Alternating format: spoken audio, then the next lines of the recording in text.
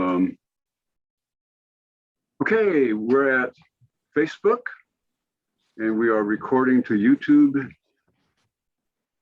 for subsequent playing, and we are casting on Zoom. So that means we're ready to go. Thank you everybody for being here.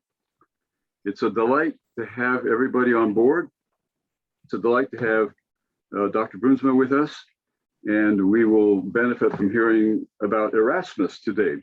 I've asked Bronwyn to read from the New Revised Standard Version, Proverbs chapter 15. So why the New Revised Standard Version? Because it's thought to be the most linguistically accurate of all the translations we have today. And why Proverbs 15? Because I read somewhere that that was a favorite chapter of Erasmus. And why Bronwyn? Because she grew up on an island, actually 2 islands, where people know how to read English. So I thought, let's hear from her this morning. Are you there, Bronwyn? I'm here. Can you hear me? Okay. Over to you. Can you hear me? Yes. Okay. Proverbs 15. A soft answer turns away wrath, but a harsh word stirs up anger.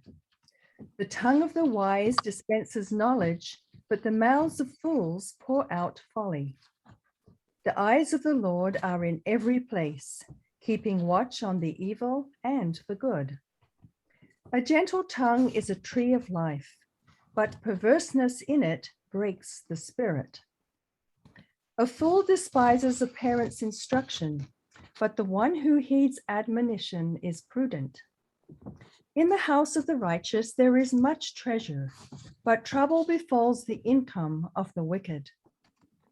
The lips of the wise spread knowledge, not so the minds of fools. The sacrifice of the wicked is an abomination to the Lord, but the prayer of the upright is his delight. The way of the wicked is an abomination to the Lord, but he loves the one who pursues righteousness. There is severe discipline for one who forsakes the way, but one who hates a rebuke will die. Sheol and Abaddon lie open before the Lord.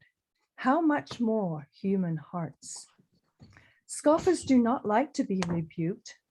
They will not go to the wise.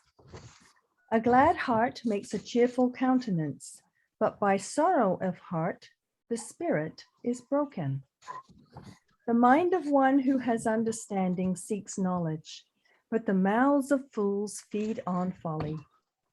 All the days of the poor are hard, but a cheerful heart has a continual feast. Better is a little with the fear of the Lord.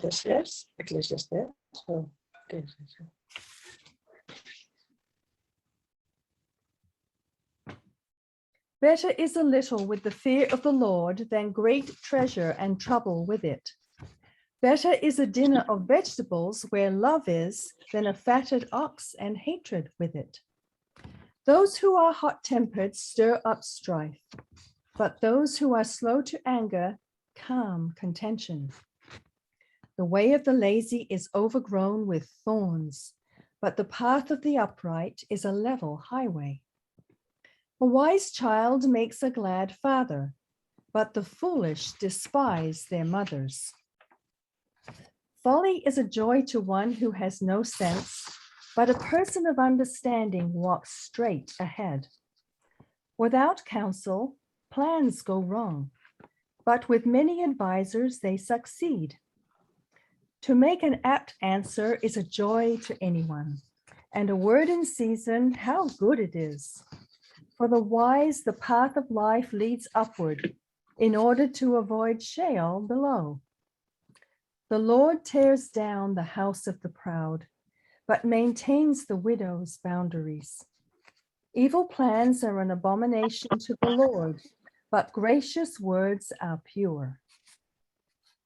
Those who are greedy for unjust gain make trouble for their households, but those who hate bribes will live. The mind of the righteous ponders how to answer, but the mouth of the wicked pours out evil. The Lord is far from the wicked, but he hears the prayers of the righteous. The light of the eyes rejoices the heart, and good news refreshes the body. The ear that heeds wholesome admonition will lodge among the wise. Those who ignore instruction despise themselves, but those who heed admonition gain understanding. The fear of the Lord is instruction in wisdom, and humility goes before honor. Thank you very much. Let's begin with prayer. Dear God, again, we are thankful. We'll always begin with a word of thanks. It's easy to be thankful, I think, for this passage, which meant so much to Erasmus centuries ago, and meant so much to other people many centuries before that. How fortunate we are that people preserve these verses for us. As we turn to the consideration of Erasmus, we thank you for Reinder, who's going to lead us in this discussion, and we pray that we will spare ourselves from the fruitless arguments as to which is the true source of Adventism. Is it Luther or Calvin or Wesley or the Anabaptists? Surely Adventism has many, many roots, and we can affirm them all. This morning we take a look at one of those roots in hopes of gaining clearer understanding of ourselves. Help us, we pray in Christ's name. Amen. Thank you, everybody, for being here again. And over to, I think, Reinder in just a moment. I'm pausing here to see what I need to do to get us going this way. Maybe that will work. There you are, Reinder. Two things before we get started, Reinder. One of them is that we've heard from Michael Campbell this morning, who's down in Texas. And he says, I'm so glad you're having Reinder talk about Erasmus, because Erasmus is very important to us. And I think he's remarkable for knowing that Erasmus is important to us. He went on to say that his wife is doing a PhD at Baylor University, not far from where they are. And she is studying Erasmus quite a bit in her dissertation work. So we will hear from her about Erasmus sometime, maybe after she's done with her dissertation. The dissertation tends to be a little preoccupying, but that's what's going on that front. But we also need to remind ourselves to address you as Sir Reinder Bruinsma. And I wonder if you might explain why it is that we should call you Sir Reinder Bruinsma. Well, actually, I don't think that that would be correct to call me Sir. If in Great Britain you would be given the honor of being a knight, then you would be called Sir. But in the Netherlands, that is not the case. There is a custom in the Netherlands that the day before the Queen or the King has her or his birthday, a number of Dutch people receive what do you call it? Commendation? An onderscheiding, an honor. And that is the Order of Orange Nassau. And there are different steps in the Order of Orange Nassau. Most people are who get an honor become members of the order, and there's also a group, although not as numerous, that becomes a knight in the order. That's what it is called, even though it is different from what it would be in Britain. And the main difference is often that those who become a member, it's usually because they are supposed to have done something special in the Netherlands. And those who have had a more international kind of life and are supposedly among the people who have contributed to a few things. They can become knights in the Order of Orange Nassau. The fact is that there need to be a few people who feel that they should try to achieve that, and so they then have to start a process and have to, I suppose, exaggerate what the person all has done, and sometimes they succeed, and to my great surprise, they did succeed. And on the day that these honors were distributed, I was called by the mayor of the town where we live that Avi and I, even though it was still COVID time, we were supposed to come to the city hall, and there, on behalf of His Majesty, I was given that honor. Surprising, but it was kind of gratifying, I should say. But don't exaggerate it, because I'm not the only one in the Netherlands who has that decoration. Wow.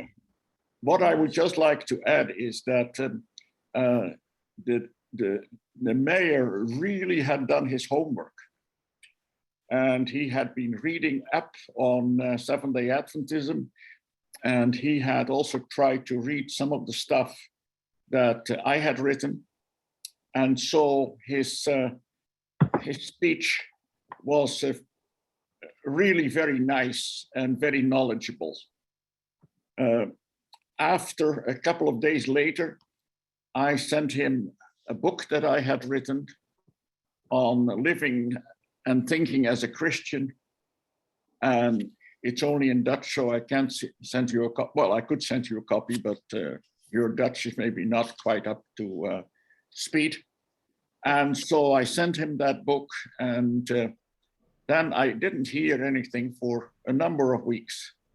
And then I got a very nice letter from him saying that he had actually read the book on his vacation, and that it was still on his desk, and that there were quite a few things that he felt very worthwhile for his own personal life. And it was a very warm and pleasant letter. So that was probably the nicest part of the whole thing. So that's it. Thank you. That's very, very special. Thank you and congratulations. Thank you. All right.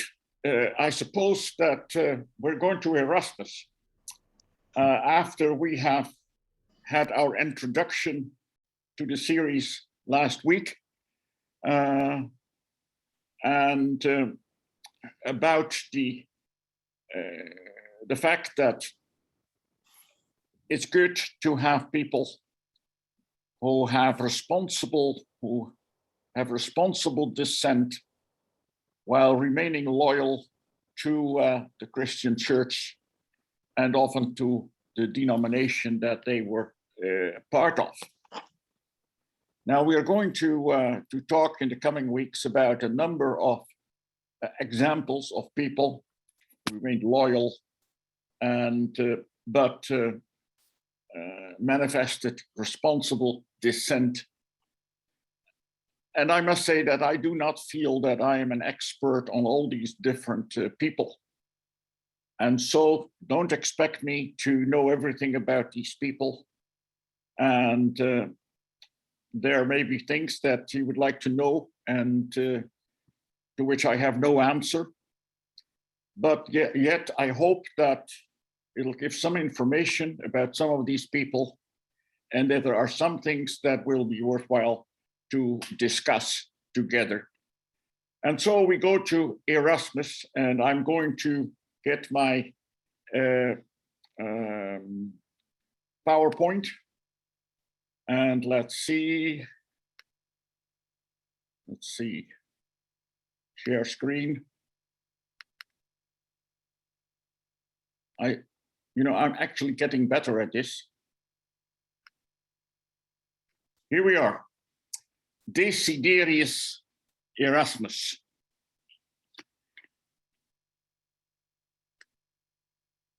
Desiderius Erasmus was probably born in 1469, and he died in 1536. That's quite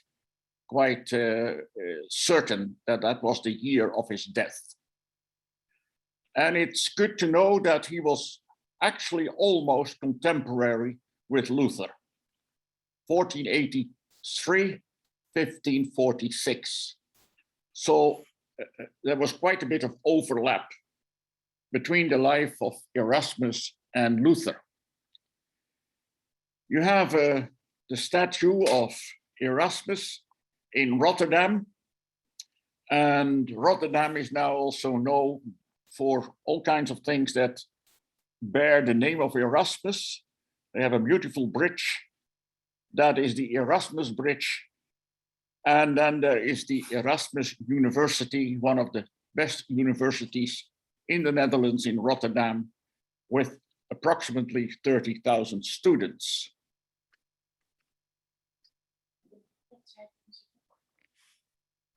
He was born probably in Rotterdam, but it's not sure.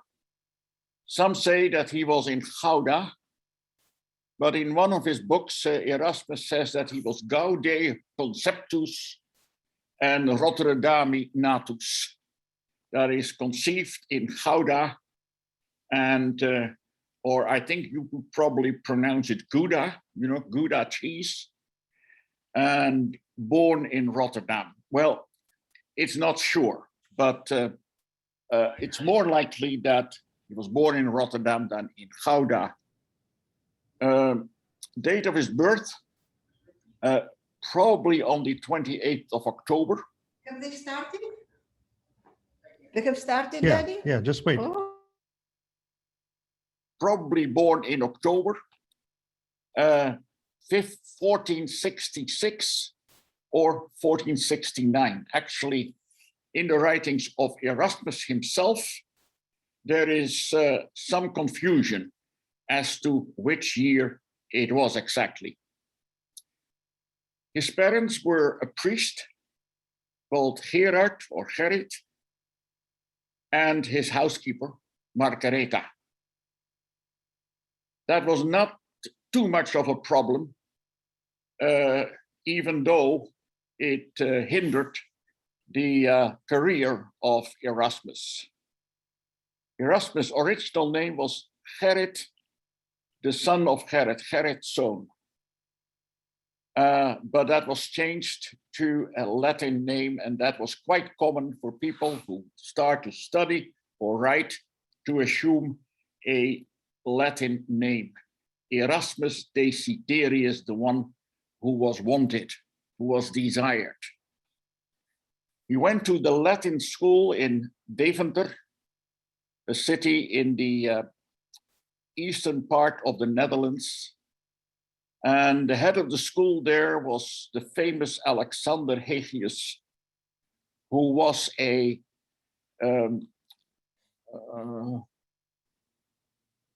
pioneer of a new kind of education.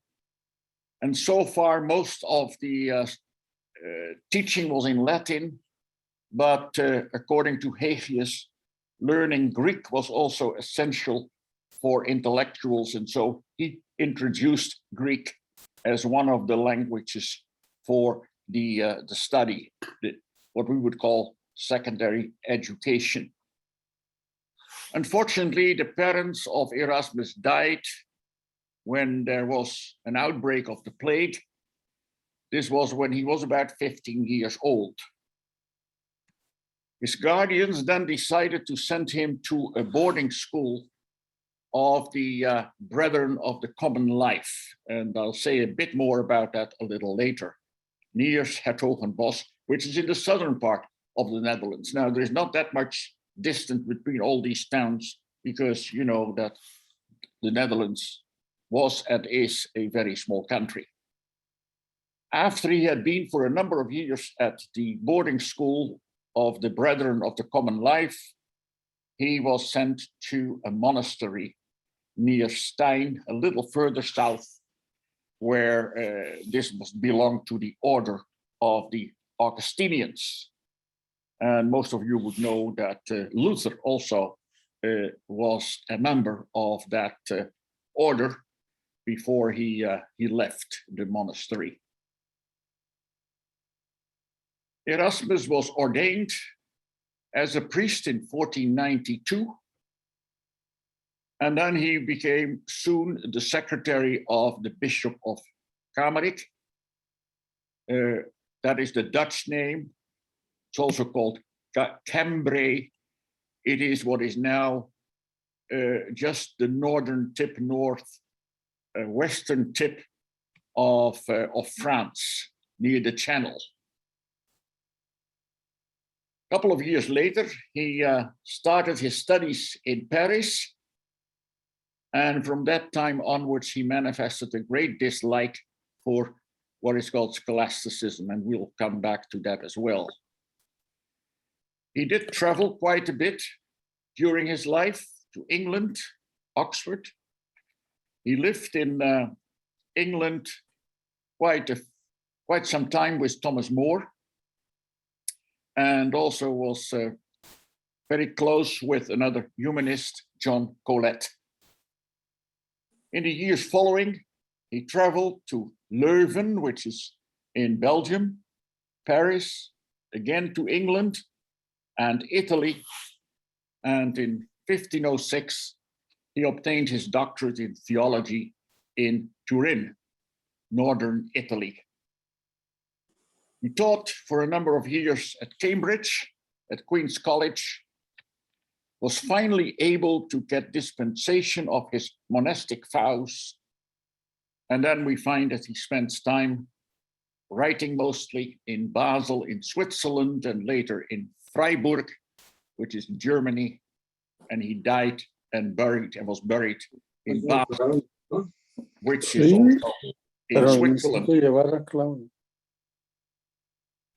So today it doesn't seem all that much travel, but in that time you can see that he was really an international kind of person. You see in England, Cambridge, Oxford, London, the Netherlands.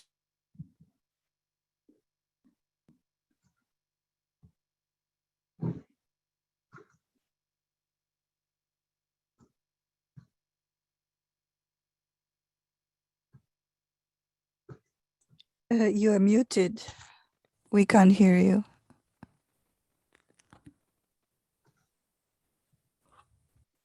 I think that someone muted me. I did.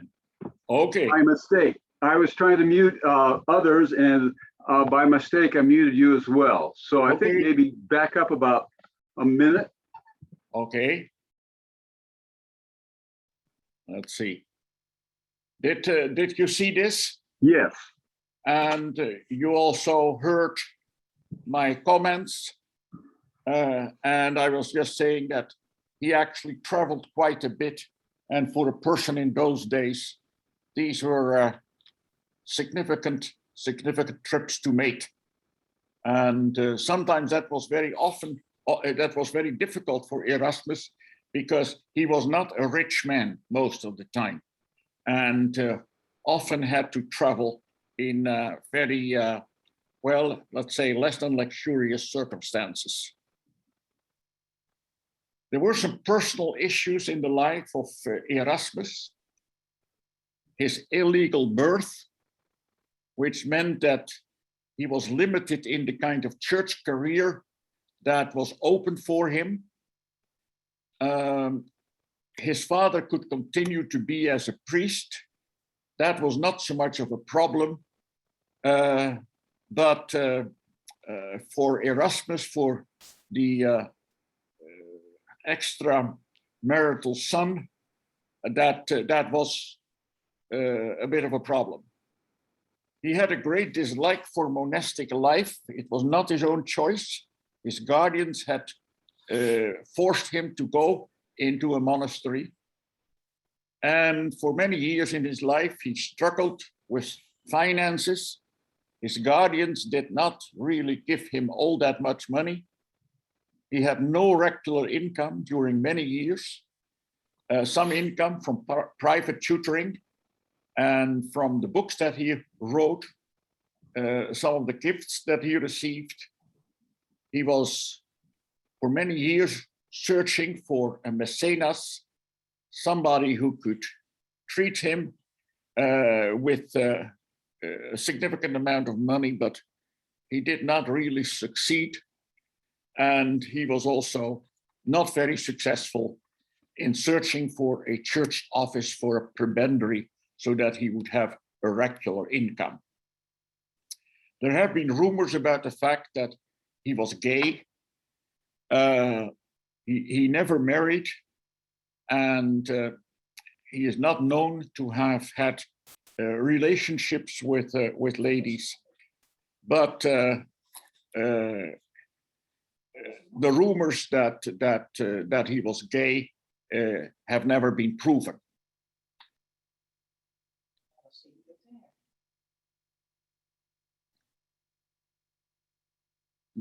Maybe we should just mention a few terms.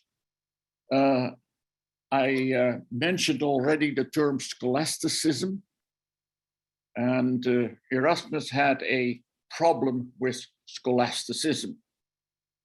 And maybe it's good to read this definition. The term scholasticism was a word invented by the 16th century humanist critics, and it described the dominant intellectual movement of the Middle Ages for both style and arid intellectualism, and were perceived to be the defining features of this medieval current of intellectual life.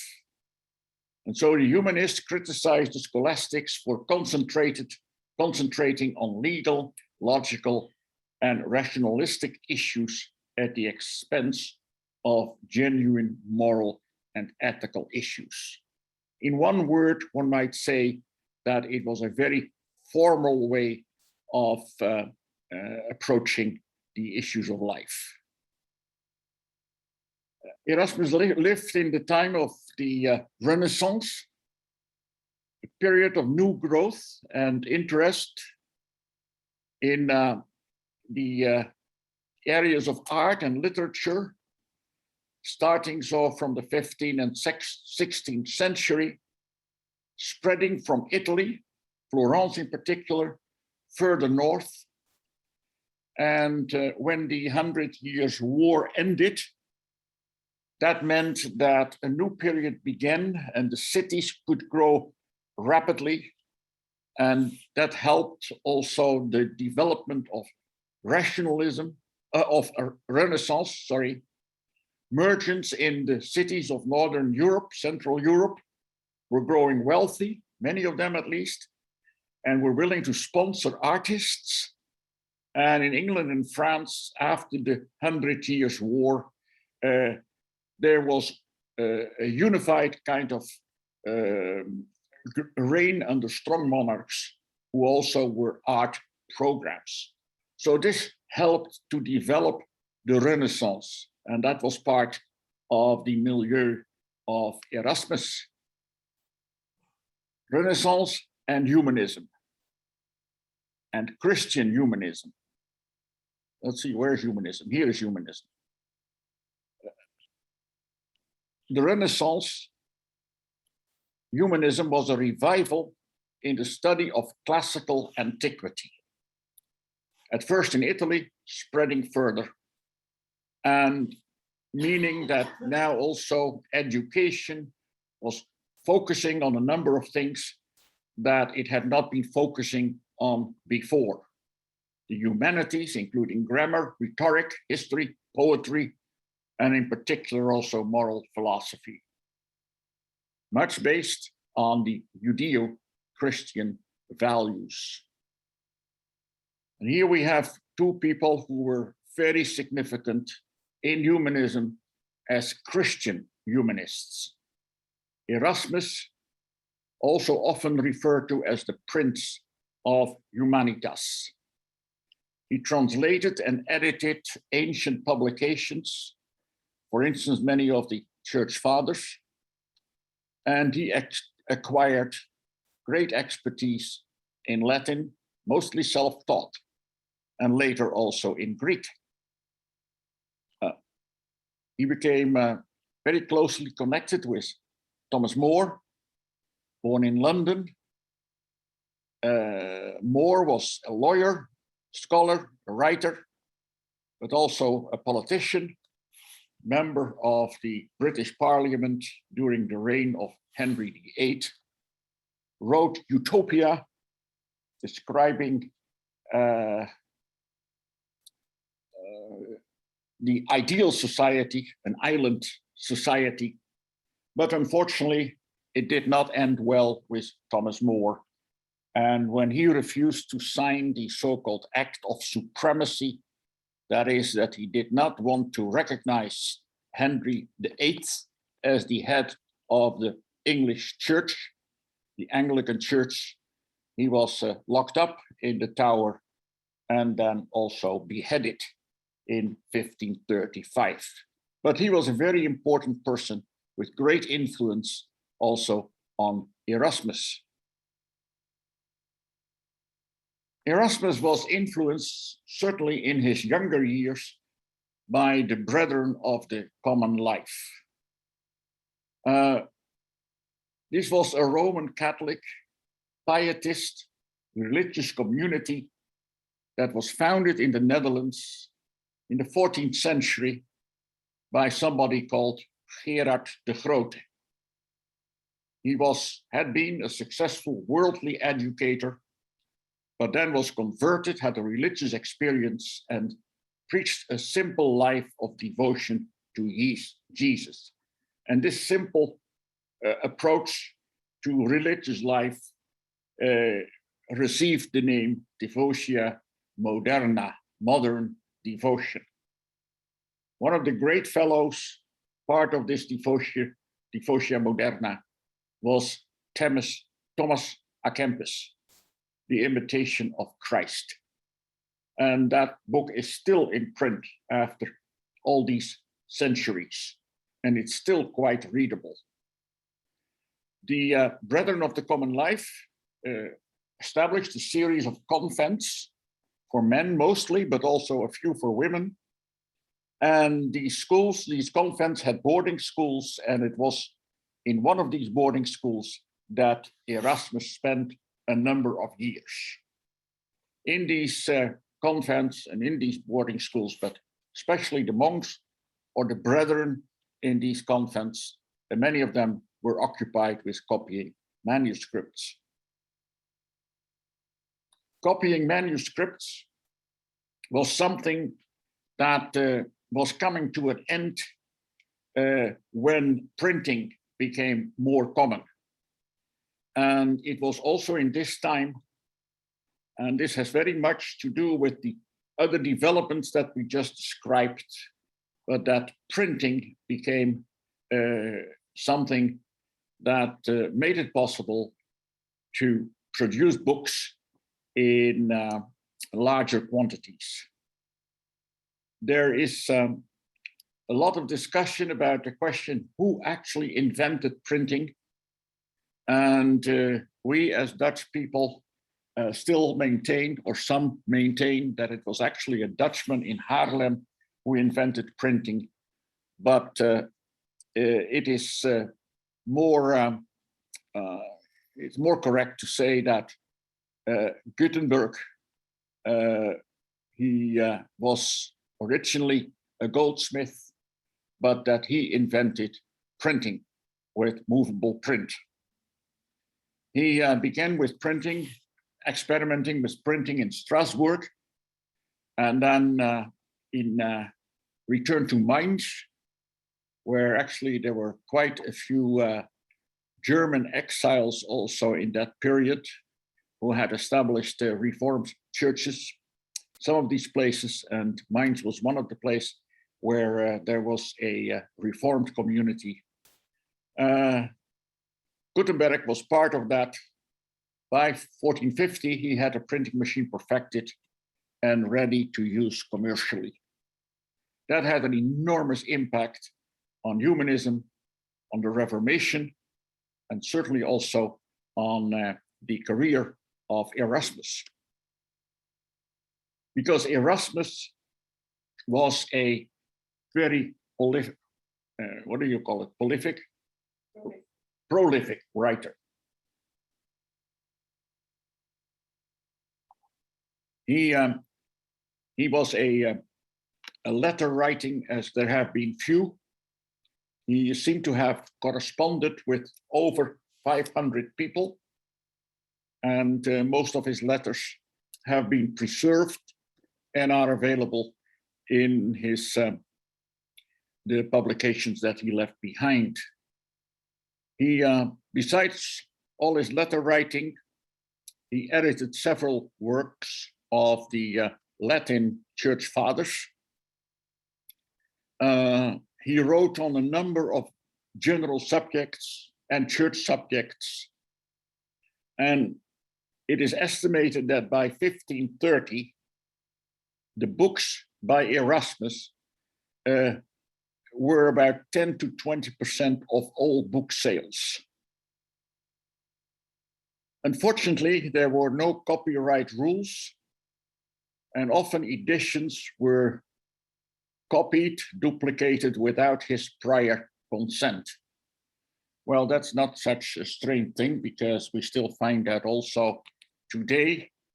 And I once in a while look at internet and see whether some of the things that I have written are also being translated and printed without any prior consent. And interestingly enough, I do find quite a few of these things from time to time. But anyway, for Erasmus, that was a problem, because he was dependent for his income to a large extent on what he would earn from his writings.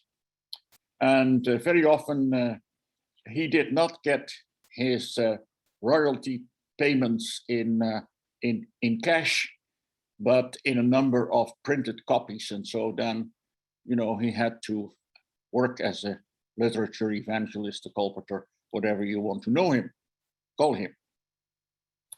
His main publications, the work Adagia, which went through a lot of different editions, which contained Greek and Latin proverbs. And it's interesting that we started our evening, or our morning rather, with Proverbs, chapter 15. And you can see that that Erasmus really was very keen on Proverbs, and he collected them and published them in a number of various editions. An important book was his book on the handbook for the Christian soldiers. But the most important book that he wrote was Laus Stultutiae. In English, the Praise of Folly. And I'll come back to that. Then a very important contribution was his Novum Testamentum Omne, an edition of the Greek New Testament. And that is really where Erasmus made a very important contribution to Christendom, not only of his time, but also of later times. A very significant book was also in 1524, De Libero Arbitro, about the free will. And that is probably one of the most important issues for Erasmus, where he also differed from Luther and Calvin. Well, Calvin comes a little later, but it was a very hot controversy between Erasmus and Luther. Luther, who did not believe in free will, but the bonded will, whereas Erasmus advocated the free will.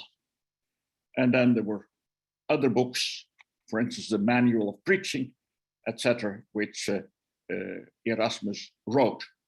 So he was a very prolific writer, and the three most important ones were certainly the Praise of Folly, the edition of the Greek New Testament, and the Free Will.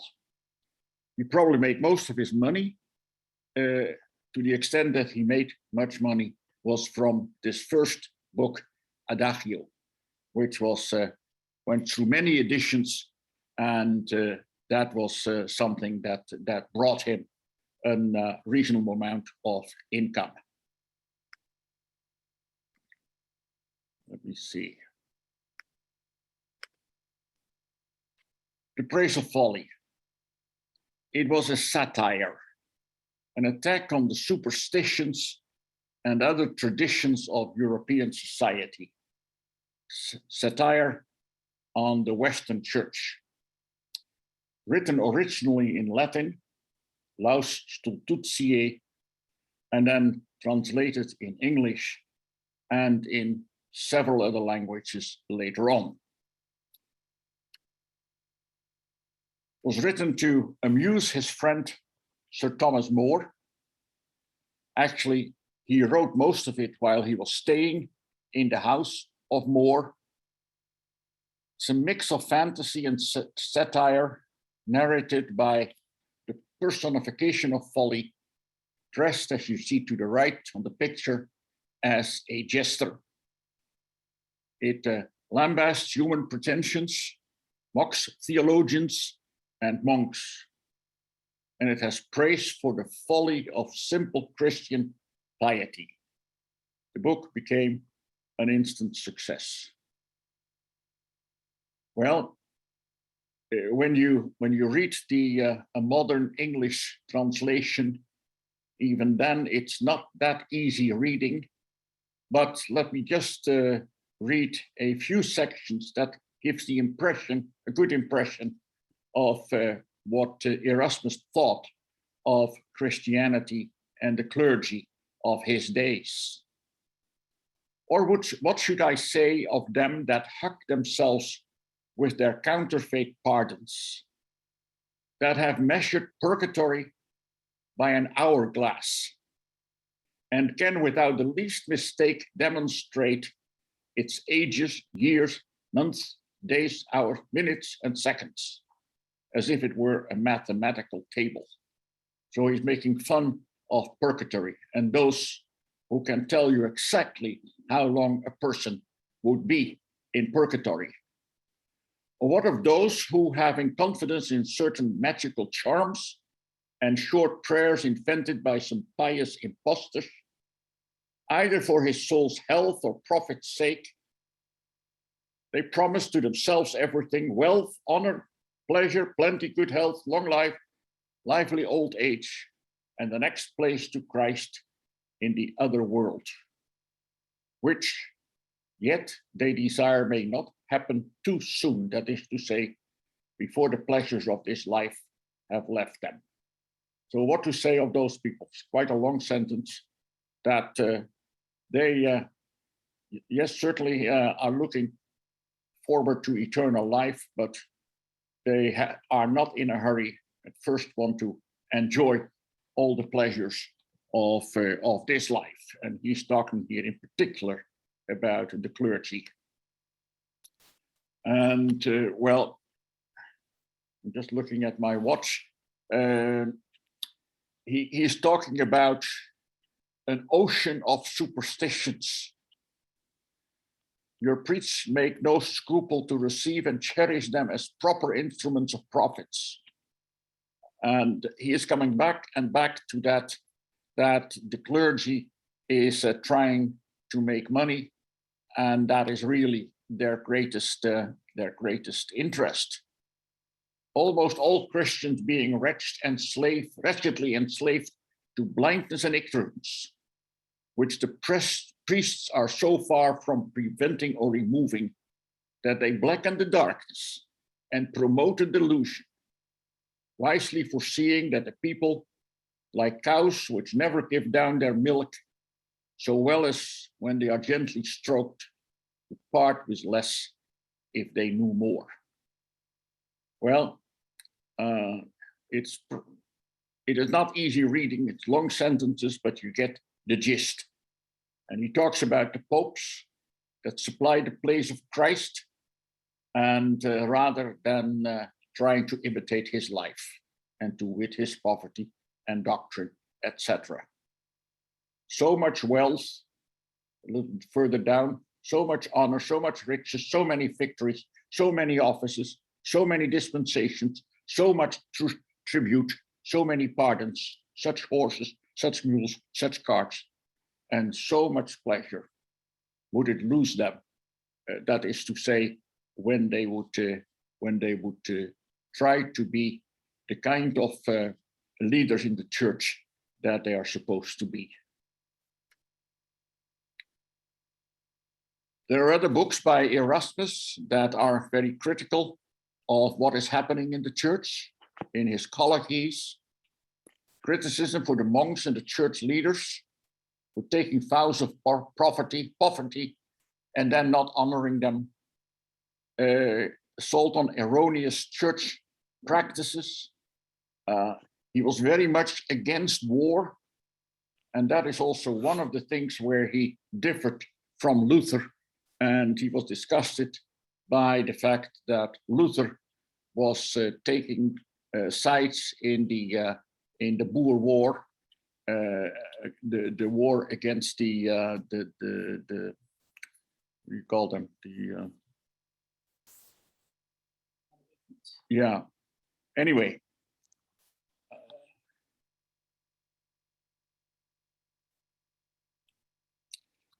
Very important, as I mentioned already, assignment that Erasmus gave himself was working on a Greek version of the New Testament, a critical edition where he compared different sources and tried to reconstruct the text that would be as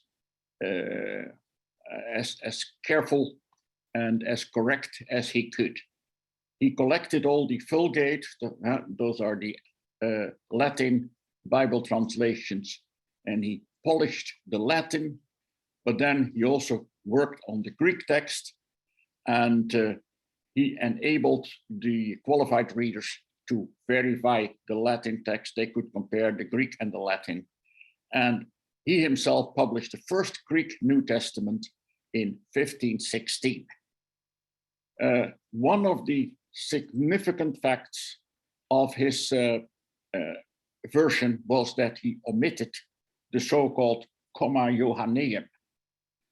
That is just a few words in John 5, verse 7. It's a text that supposedly deals with the Trinity, where the text says that there are three who bear witness, the Father, the Son, and the Holy Spirit. And then it has a few extra words. Those are the Comma Johanneum, which is, and those three are one. That is probably inserted by somebody who was eager to emphasize the truth of the Trinity. Well, although we would believe and would agree that those three are one, Erasmus was most likely right in stating that that was not in the original Greek text, and therefore Erasmus omitted these words. Erasmus kept working and published a number of editions. The second edition was used by Luther for his translation, and the third edition was probably used by Tyndale when he translated his Bible, and was the basis for the Geneva Bible, and later used also by the King James translators. So this is really a very, very significant accomplishment of Erasmus, and his New Testament became the basis for what was then called the Textus Receptus, though the text that was universally accepted. Erasmus attitude towards the Reformation. At the beginning of the Reformation, he tried to remain impartial. He wanted to not side with one particular party. He wanted peace, and he detested war and conflict. Erasmus was happy with Luther's desire for reform, and Luther had respect for Erasmus' scholarship and learning. But Erasmus wanted to protect his own leadership position in the movement for pure scholarship. He felt that that would lead to reform. He feared disorder and chaos. He stressed the importance of continuity with the Church of the Ages, with the Church Fathers. And he felt that Luther should be a little bit more modest and should not claim to be the sole interpreter of Scripture. Luther, on the other hand, felt that Erasmus was a coward. He lacked courage to choose and to stay somewhere in the middle, not taking sides. So although there was mutual respect for each other, there was also disagreement.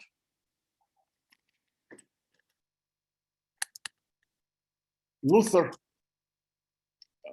disagreed with many of the doctrines of the Catholic Church.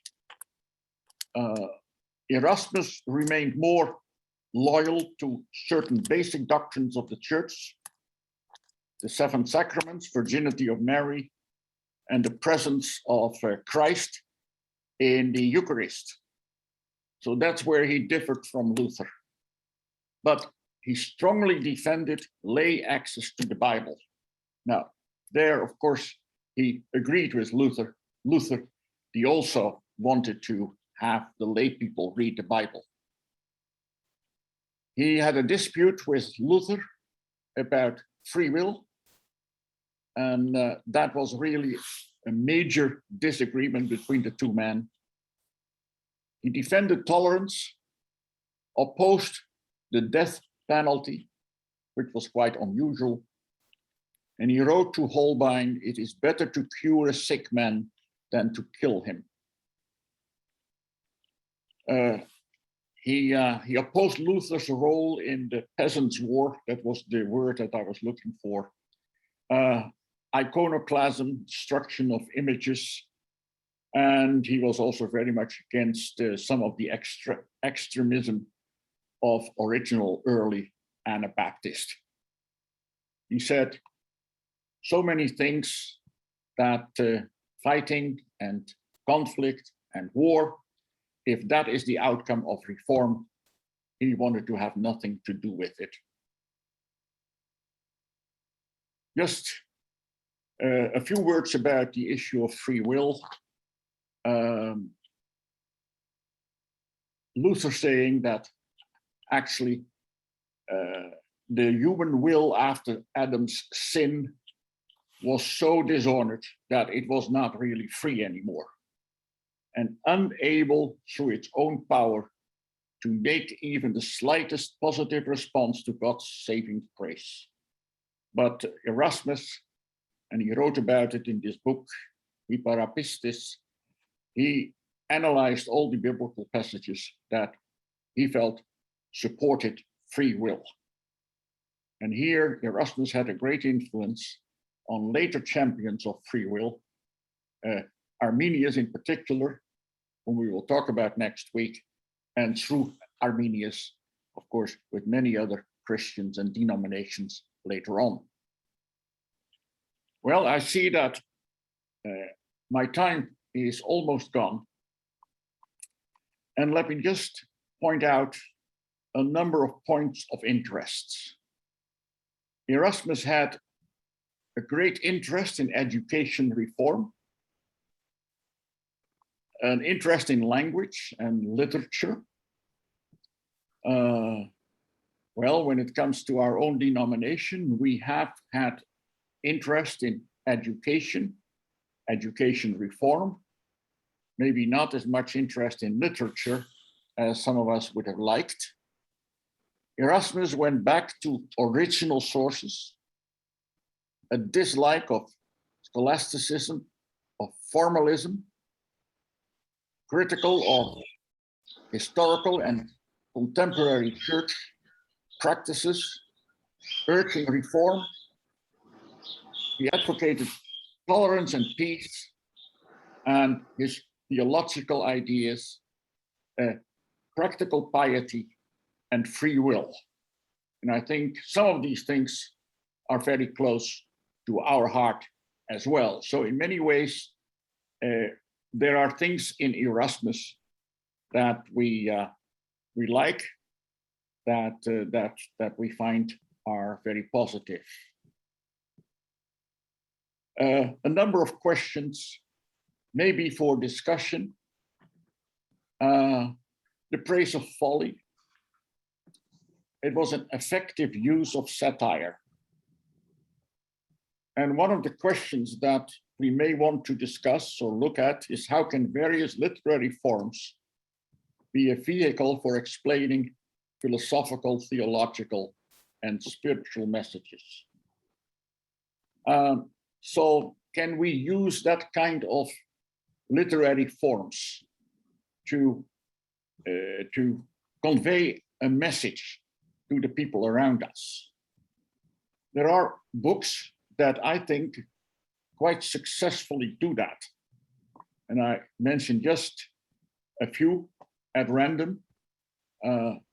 Maybe Sophie's, that should not be Sophie's choice, Sophie's World is an example.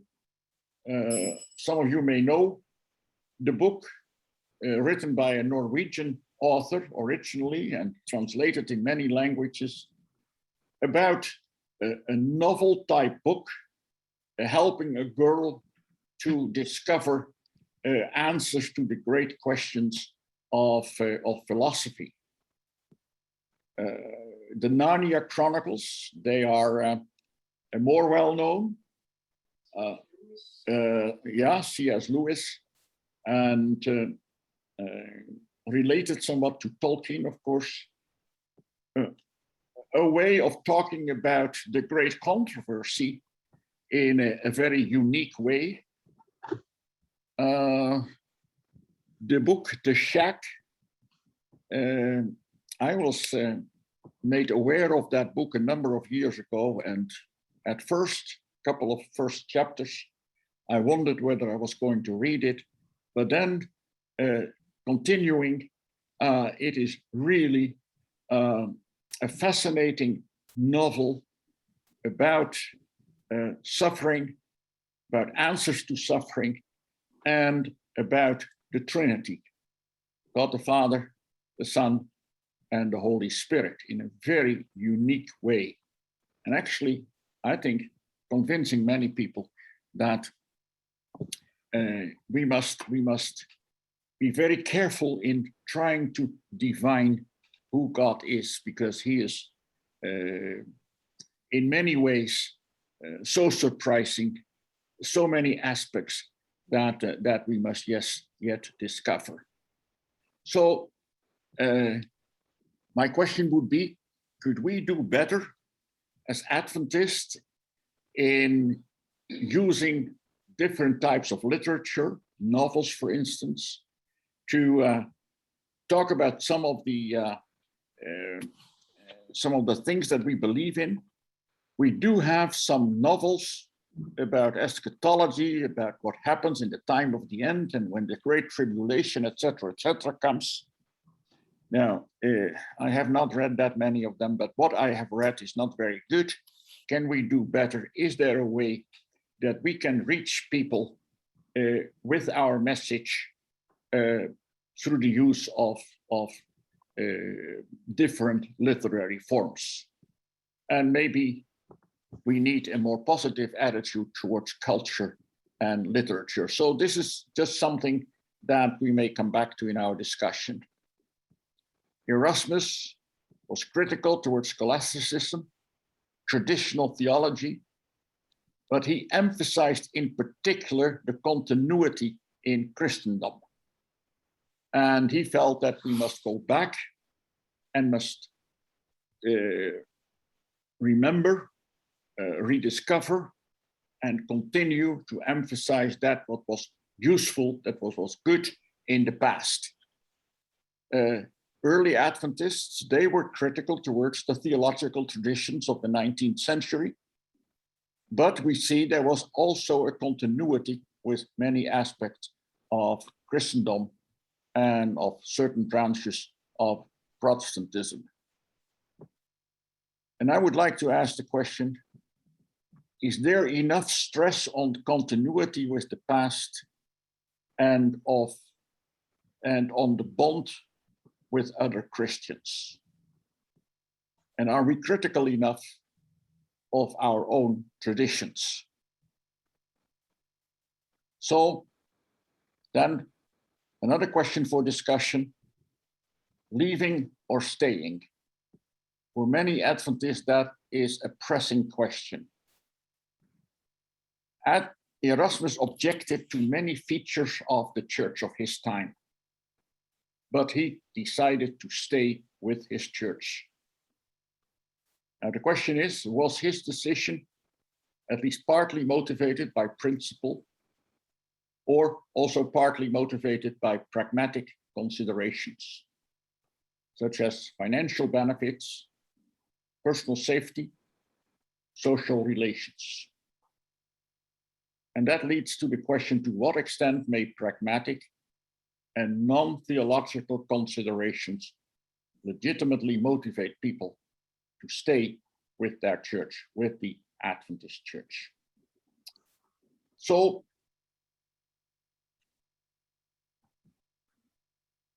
let me see, stop sharing. That is, David, what I had to say to start with about Erasmus. And I tried to be ready by about, well, 8:30 Dutch time. I don't know what time it is in California, but anyway, I give it back to you. Thank you so much. This has been very, very helpful and illuminating. I suggest that we take 10 minutes and that when we come back, let's give Reinder a chance to say anything more that he wanted to say. I don't think we should rush him such that he leaves important things out. Then we can turn to the discussion. I often think of these two different ways of effectuating church change. One I call the splash method. That's where people make a lot of commotion and throw a lot of water all over the place and sometimes drown people. I think of Luther as a splasher, but I also think there's the SEEP, S-E-E-P method, where you slowly permeate things with new ideas without so much commotion. And I think Erasmus was more of a seeper. Now, which is better? My guess is that we need both. And we need a Luther and we need an Erasmus. So we ought not to take a choice between those, perhaps. The other thing is, I wonder if we can look more closely at his discussion with Luther on the freedom of the will, because I think that's very important. And that's where Adventists find themselves differing with some other Christians too. So let's take 10 minutes. That would put us to 11:45 here in California. Looks like that would be 8:45 in the Netherlands. Would that be right? Yes, yes. Okay. Yes. So let's take a break and we'll come back and continue the discussion. Thank you very much. Okay, if you have questions, raise your hand. I'll put you in the queue. Just raise well, you can either wave your hand or go to the electronic hand. So just, I'll be watching.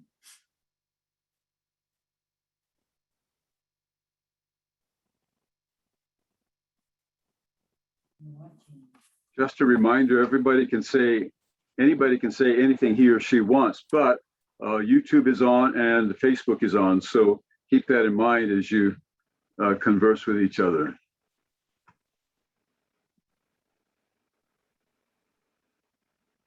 I see Ed Turner is on here. And I would hope that we can hear from Ed Turner about the events on October 16, because that's next week, and those events are very, very important. So maybe we can begin with Ed Turner on the return. Is that okay, Forrest? Yeah, sure. Yeah. Okay, I'll put him down. very good. Thank you.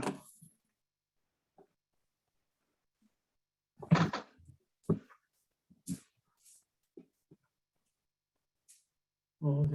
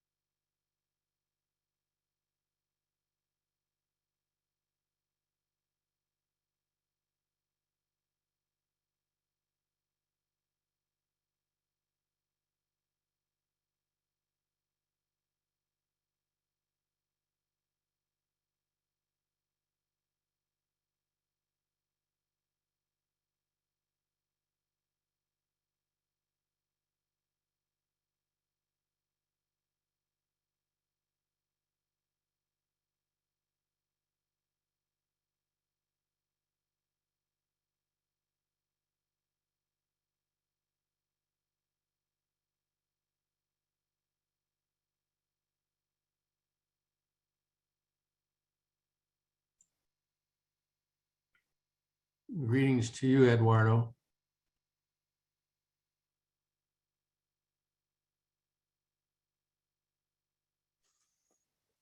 Thank you.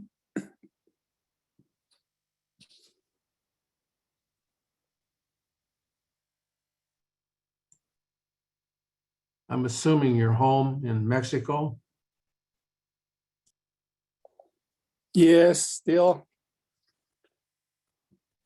I missed the class in person. I'd love to see you when we were at the Centennial Complex. Yes, I enjoyed our conversations. Are you healthy? I'm a COVID survivor. Good for you. So you're on the mend and doing well? Yep. And I haven't been vaccinated. So Did it I'm knock, not against. did it knock you for a loop? What do you mean?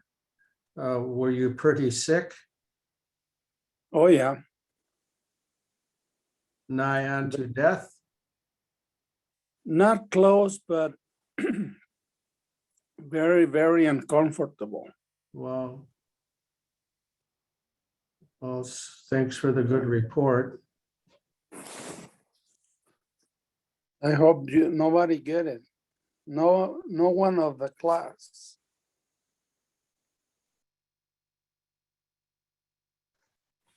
I tried to be very careful for sure. Well, I think it's almost ready, time for us to begin. I don't see Forrest back yet, or the Reinder is back. Okay, that's good. Let's Okay, I'm here. okay, let me just say something, and that is, if we can all mute, and that's including myself, if we can all mute ourselves when we're not speaking, I think we'll get a little less commotion in the background. So thanks again to Reinder. Do you have anything more you'd like to say? Well, now I've been too successful because you're muted.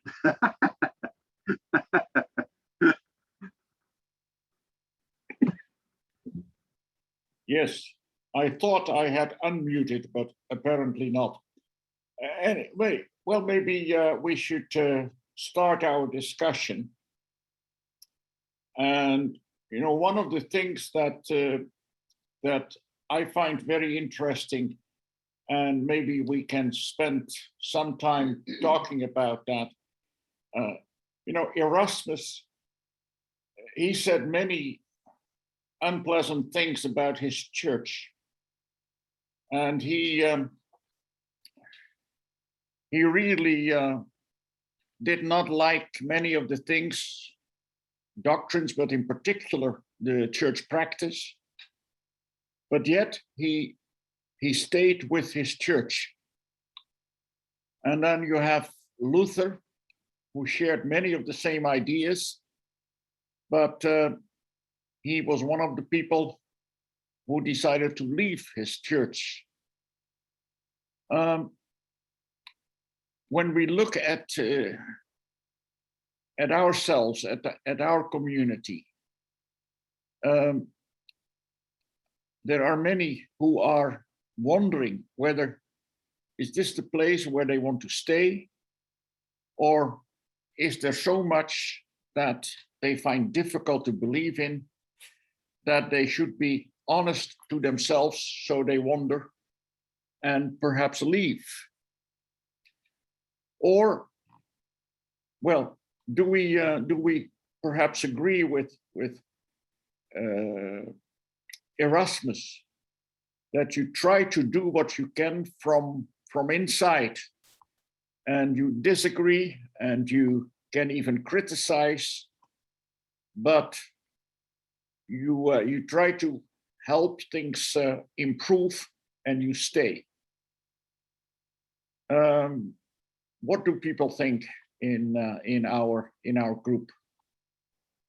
Could I ask you a question, Reinder, from a historical perspective? Yes. Could I get Ed Turner in here, and then we'll come back? Oh, sure, I'm sorry. I Go think ahead. Reinder's really touched on a question that's Okay. of great personal interest to many of us. So let's start there, but let's hear from Ed, Okay. and then we'll come back to that. Go ahead. We are beginning with, Ed Turner, I hope. Is he still here? Yeah, I'm there he here. is. Yeah, he's here. thank you very much, Say a David. word or Just two about next week, Ed, please. Yeah, just briefly, thank you. Sorry that Norma's not here. As a matter of fact, she's in Loma Linda right now. And as we speak, she is speaking to the Spanish church, or not Spanish, the Chinese church. For those of you not familiar with Norma, just a brief history. She's the founder and president of Restore a Child. 25 years ago, she started this ministry by herself in her home. And today it has grown to a ministry in 10 different countries. We impact the lives of about 4,000 neglected and orphaned children around the world. And we basically impact 5 initiatives: food and agriculture, fresh water, medical care, shelter, and education. As many of you know, Bill Johnson in the local communities, as a matter of fact, Norma saw him this last week when she was out walking. Bill wrote a book about her called Norma Beyond the Tears, story about her life. And now La Sierra University has just finished a film on her life, and it's called Shadow Child. And that film will premiere in the Loma Linda University Church next Sabbath at 5 p.m. So we just want to have an open invitation. We're not sure if there's going to be any COVID restrictions, but the film will be premiered. It's been directed and produced by Rodney Vance, who's the chair of film and television department at La Sierra University. I've seen the film. It's a great family film, and I just want to say you're all invited. Thank you. Thank you very much. And we will hear from Norma and Ed again on December 18th, so they can give us an annual report. Okay, over to you, Forrest. Yeah, I think you were going to have a question of your own first. Yeah, it was just an historical question. During the time of Erasmus, who was in charge of the Netherlands? Was it the Spanish crown, or were the Netherlands fairly independent? it was the time before the major war. We had the 80 years war with Spain, which started in 1568. And before that, the Netherlands consisted of a number of different entities. And there were what you might call stadholders, and before that, dukes that ruled over sections of the Netherlands. It became part of the empire, and we became part of the Spanish Empire, and then we had to fight, and gradually we became free from the Spanish yoke.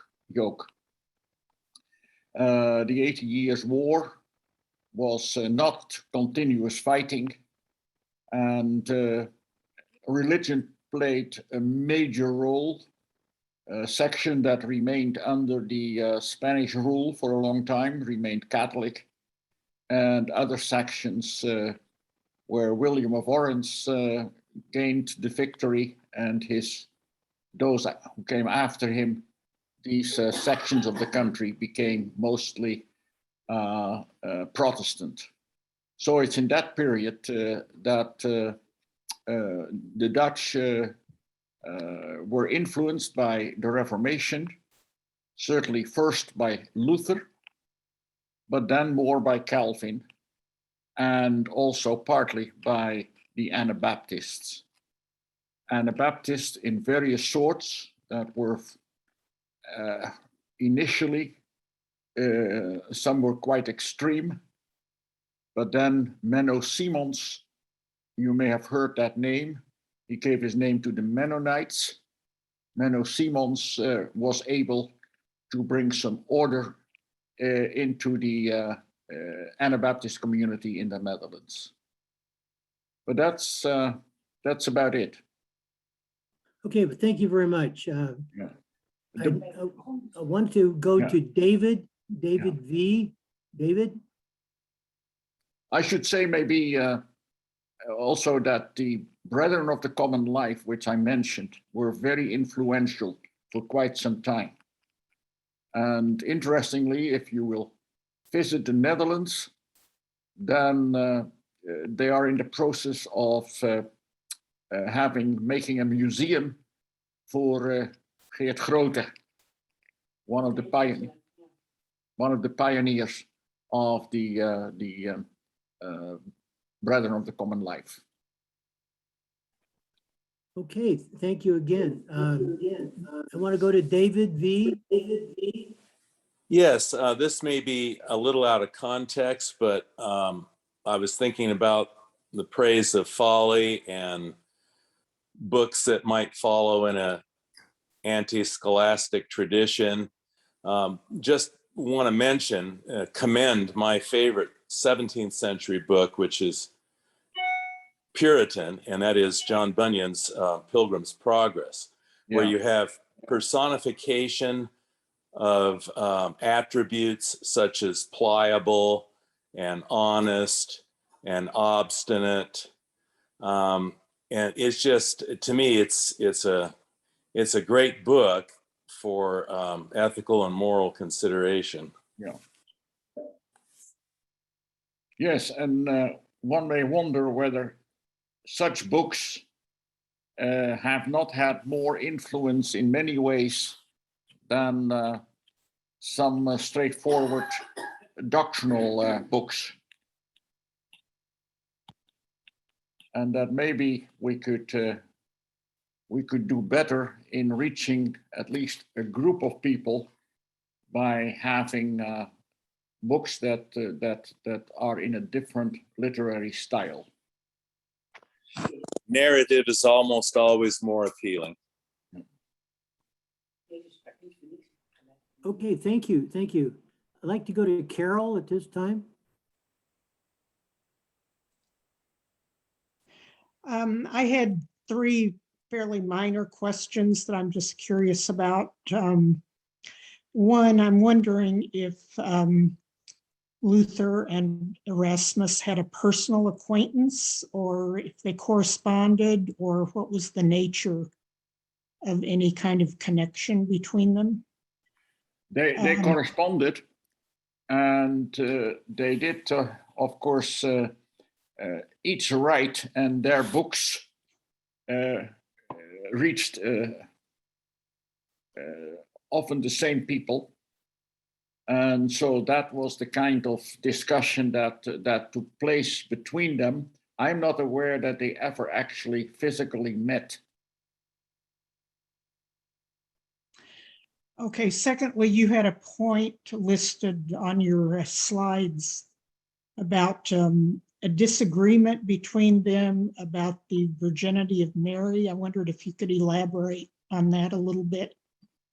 Well, actually, Erasmus continued to believe and to have a higher regard for Mary, and continued to believe in the virginity of Mary, whereas Luther rejected that as unbiblical, unscriptural. I didn't know that. And then my third question is just about the photo of Erasmus that you had. You talked about him having financial difficulties throughout his life.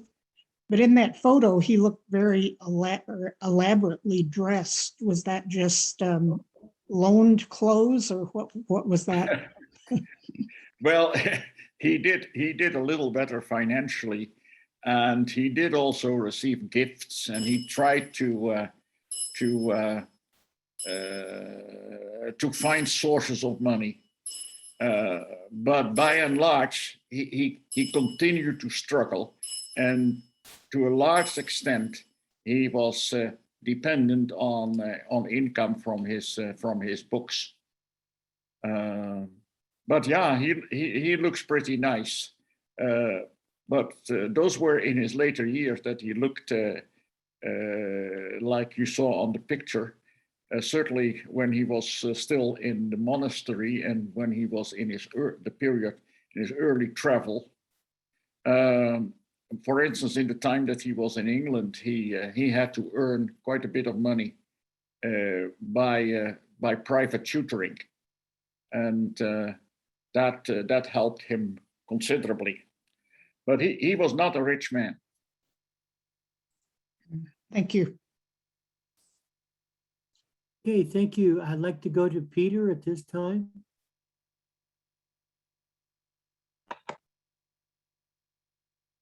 A few comments. Erasmus has a fascinating personality. And in a way, we can say that he was a precursor of the golden age of Netherlands, which was the 17th century. What made him very Can you popular, repeat that? Can you repeat that? I didn't. I said he was in a way a precursor of the golden age of Netherlands, which was the 17th century. We know 17th century was considered the golden age of Netherlands. What made Erasmus popular, very popular, was not only, as you mentioned, the invention of the printing press by Gutenberg in approximately 1450, but also it was another event that happened in 1453, which was the fall of Constantinople. With the fall of Constantinople, a lot of Greek scholars came to Western Europe.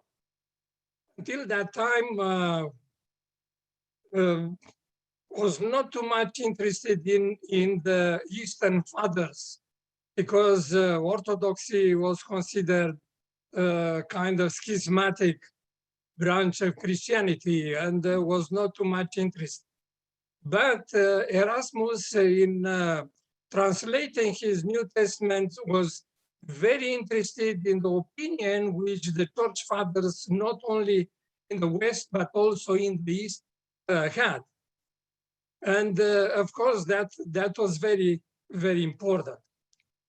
I'd like to mention that Erasmus was a diplomat, very diplomat. And the way he handled all these problems that appear in the 16th century with the Reformation and even before, and the problems that existed in the Catholic Church, he was able to navigate very smoothly. Those in 1509, he wrote in Praise of Folly, in 1511, and was very critical of the papacy. The popes considered themselves the vicar of Christ. And also he was very critical of the rites and a lot of tradition that existed in the Catholic Church was not in conformity with the Bible. He, despite these critics, he was in good relations with the papacy. At that time, in 1509, Julius II was the Pope. He was the one that started the construction of the St. Peter's Basilica, and followed by the indulgences that were necessary to build the Basilica. And also he had good relations with Leo X, which followed him, which Martin Luther had a lot of problems. Then he was a diplomat. He knew how to navigate smoothly, though criticizing the popes. He was in good relation with them. Not only good relations, but he received some help from Vatican, some financial help. I like to mention also that in relation with his translation of the New Testament, very important for me was the opinion that in translating, he was using, of course, Jerome's version of the Bible, that I was very interested to understand how the Catholic Church came to be very interested and to praise not only the Bible, but also the tradition of the church. And one of the things that interested me very much was that he realized that Jerome, in his translation, made a mistake when he translated the discourse, the speech of Peter mentioned in Acts 2, in which when the people ask him, what should we do? After Peter spoke about all the problems that created and the crucifixion of Christ, what we should do. And the translation that Jerome offered was to do good deeds. And Erasmus came up with a different version. He believed that the word metanoia should be translated as repentance, not good deeds. And I think this is very important for the tradition of Christianity, especially for what the Catholic Church believe. Of course, Erasmus was a great grammarian. He was very much interested in the grammar, and he was very much interested in the classic languages. And he advocated not only informing the university, the study of the classical languages. In regard to the free will, his great disappointment with Martin Luther. Luther was in line with Apostle Paul, that believed that the human nature is so degraded, so affected by sin that individuals cannot by themselves be saved, get the grace of God. Well, Erasmus was considered the Prince of Humanism, and as we know, humanists brought, instead of God, brought people, men, the measure of all things. And of course, I'm talking more about secular humanism, was another branch of humanism, which was a Christian humanism, was a little bit different. But the main idea of humanism was this, that man is the measure of all things, and man, through his own powers, can perfect himself, and especially through education. And I'll stop here. Yeah, well, thank you very much for your comments, Peter.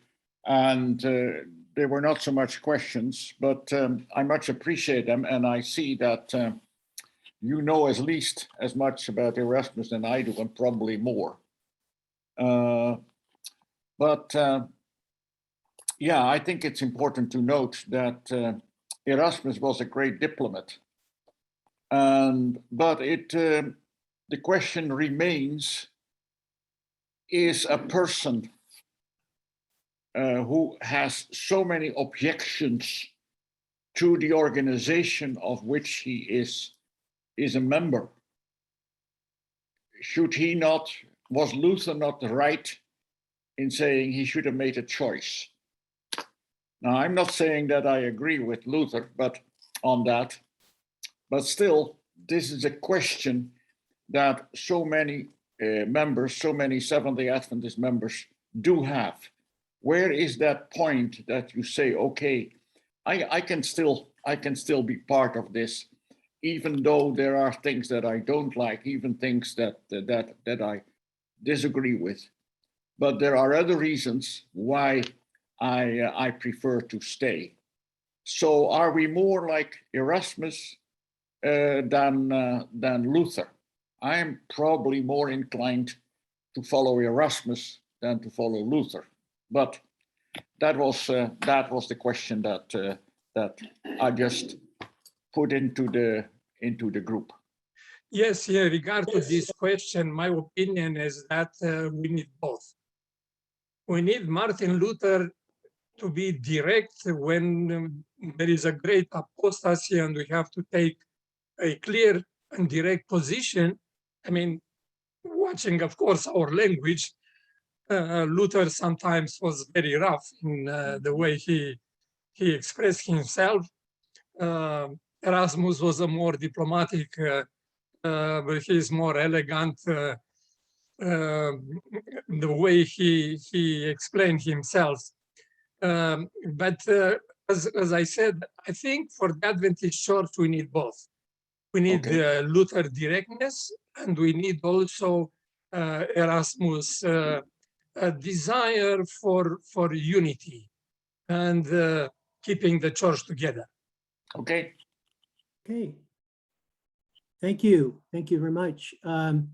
I'm going to go to George Tichy now. George?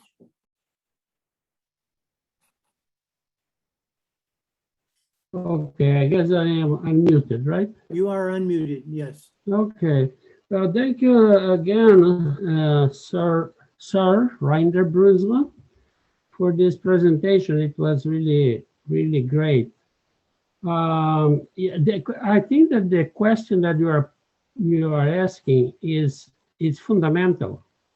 To leave or to stay. I went to this moment of decision 40 years ago during the Desmond Ford crisis.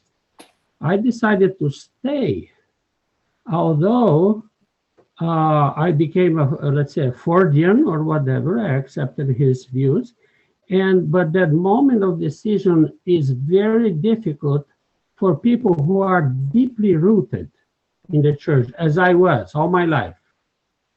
Even studied, got a degree in college or in theology. So that was a moment of decision that was horrible. Then there was a circumstance that I actually left the church. I asked to be dismembered, or taking out the name.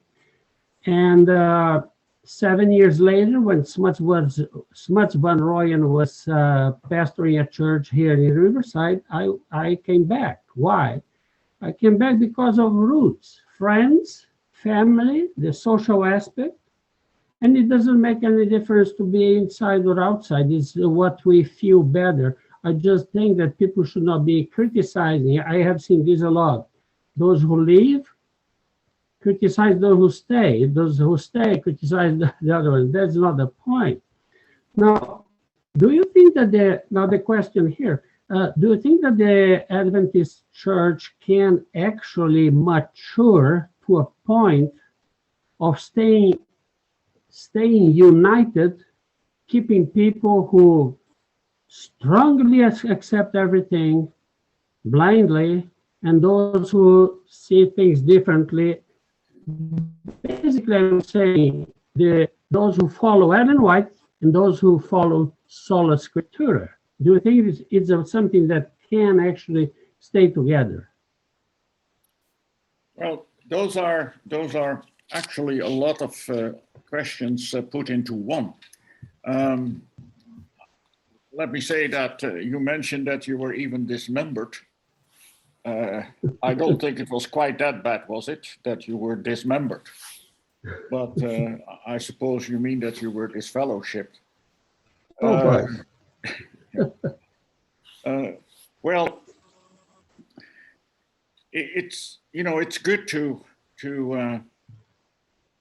see people who have left deciding later on to come back.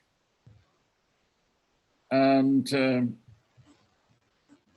I've tried to encourage lots of people who were on the margins or who are still on the margin to consider coming back. And there are many things that I personally object to, that I have problems with. But I realize that that is true for any kind of denomination. And yes, I have my roots somewhere.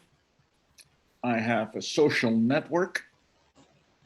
there are lots of people that I admire, and there are also many good things in Adventism that I feel that I want to keep in some of the ideas, and certainly also in the Adventist lifestyle. So, but it takes probably somewhat of the attitude of Erasmus. As Peter just mentioned, that there is a certain amount of diplomacy sometimes necessary. And sometimes people say to me, well, now that you are retired, you can say anything. It's easy. Well, actually, I have always tried to be honest to myself and in what I was saying. But I've also decided that I do not need to say everything at every moment to anyone. You know, you can be honest, but you don't have to be stupid. And so there is an amount of things that I'm willing to just take for granted, things that are there, some views that I do not or do no longer agree with, but yet I think there is enough for me to try to remain there and also to have just a little bit of influence and help people. And whether, you know, what the future will hold for the church, and that is something that we don't know, none of us. I think it can change, but whether it will. Just before we started our meeting, I read or skimmed the sermon that was delivered this morning in the annual council.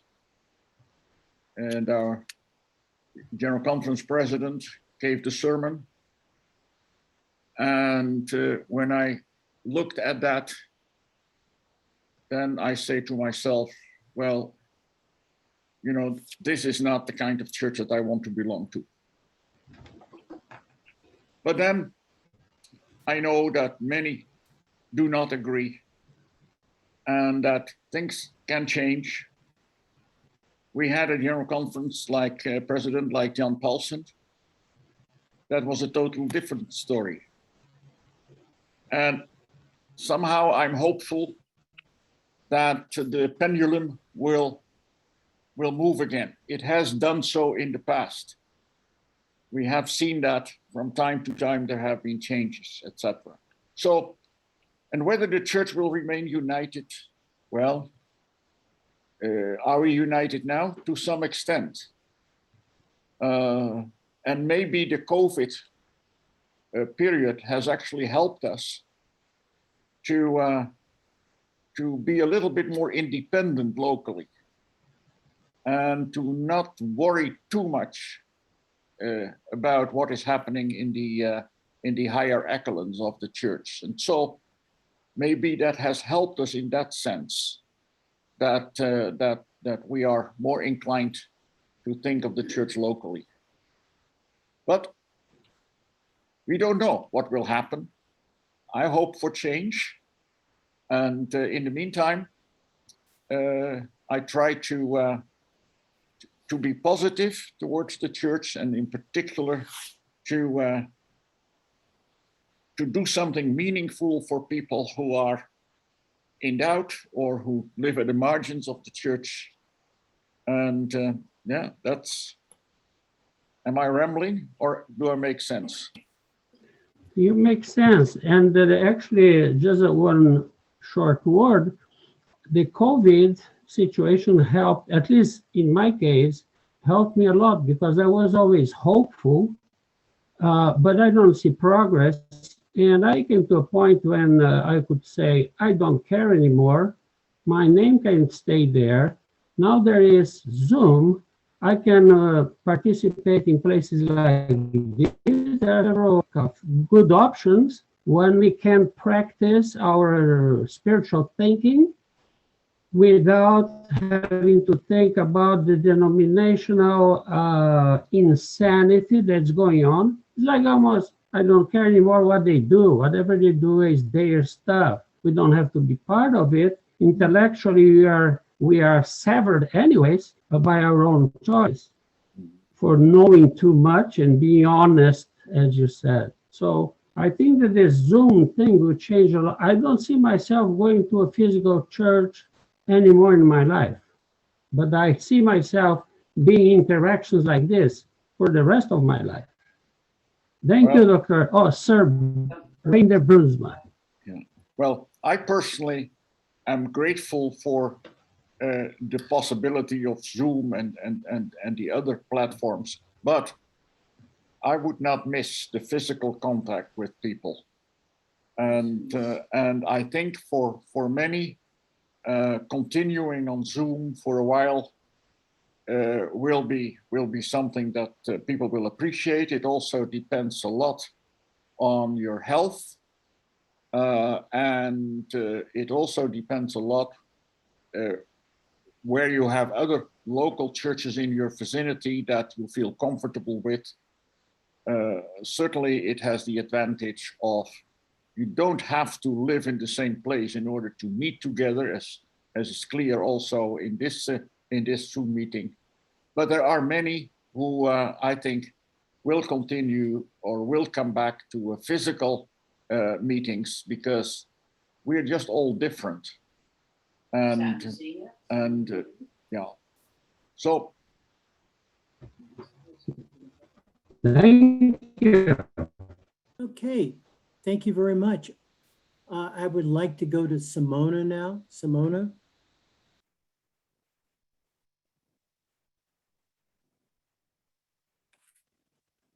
Sorry, until I found all the buttons. This is a very interesting question, leaving or staying, but I think we historically should remember that Luther didn't leave voluntarily.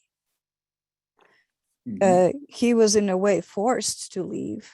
Yeah. So there is a big difference, I think, when we discuss it, and we are talking of the time when people were literally murdered for difference of opinion with the church authorities. So it was not, it was a different time and different place than what we are, at least most of us are experiencing.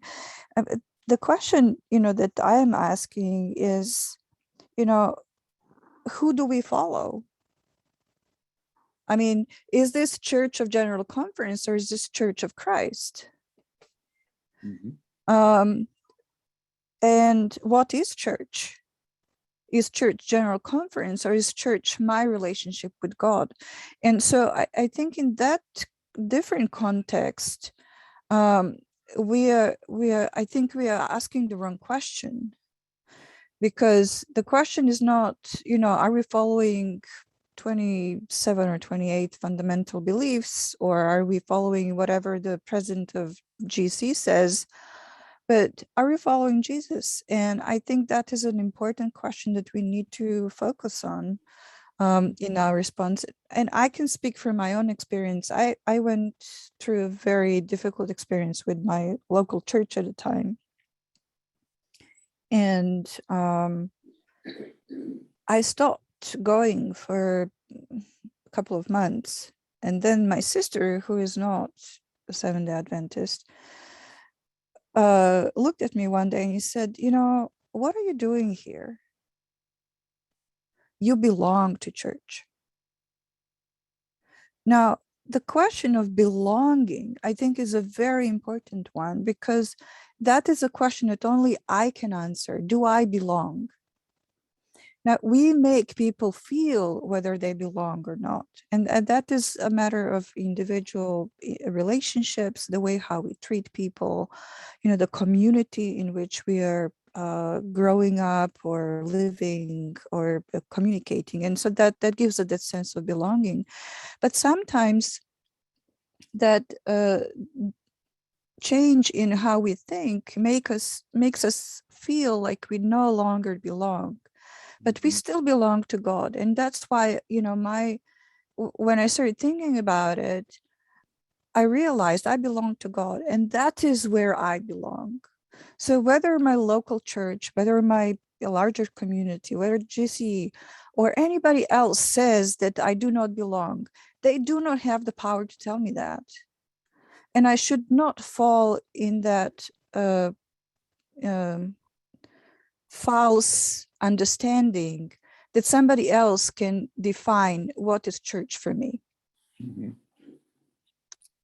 Thank you very much for those comments, because I think that is very important, and it is certainly also true that that's a good point that you made, that Luther had no choice, and that may sometimes be true for people today also, that they have no choice but are forced in a particular direction. But yes, in the end, it is a matter of belonging to the community. And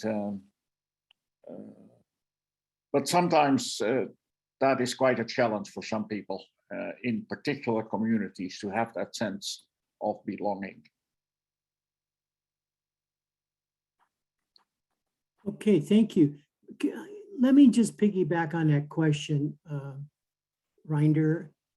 Earlier I asked who was controlling Erasmus area, but if Luther hadn't have had those Protestant princes, would he have left? I ask that rhetorically.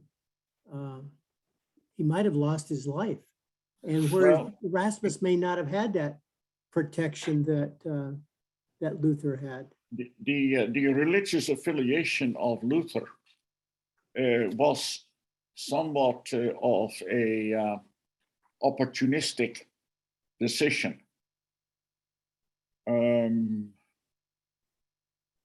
No, maybe I shouldn't say that. Maybe I shouldn't say that. I was mixing things up. I was actually thinking of the authorities in the Netherlands who chose for Calvinism rather than Lutheranism, not so much for theological considerations, but at least that gave them the opportunity to fight the Spanish, because Luther did not really have initially the kind of theology that would allow the Prince of Orange to fight the Spanish, whereas the Calvinists had a certain theory about the right of resistance against tyranny, as long as it was somebody of noble descent that was leading the question. But going back to Luther, yeah. Anyway, I just, like I said, I'm not sure their situation can be brought down to our day. There's other factors we need to take a look at. Anyway, but thank you. I'd like to go to Eduardo at this time. Eduardo? Thank you. Brother Reinder, let me start remembering you that you mentioned last week that the church organization is from top to bottom. You almost sounded like we had no voice. But I told you my case, that I went to church, conference, union, division, and GC. I asked the church manual committee to give me a hearing. And they promised me that, first of all, they were going to ask the opinion of the BRI and the White State. Yesterday, I called a vice president of the General Conference, And he told me that the BRI and the White State gave the opinion to the church manual committee or the chair. And the chair is sending me tomorrow the documents, the answers from the BRI and the White State. Mhm. And that's going to be the end of my case. Well, I didn't ask for the opinion of those departments because I already have some of them in a previous attempt. So my idea that leaving the church because they don't do justice to me is not in my consideration. I am not giving up the effort. I'm going to try to do something else. I've been trying this for 11 years. So I'm not discouraged, and I'm sharing this because some people get discouraged for little things or for short time. So I recommend everybody to remain hopeful. The changes may come if somebody has the ability to do them or to force them.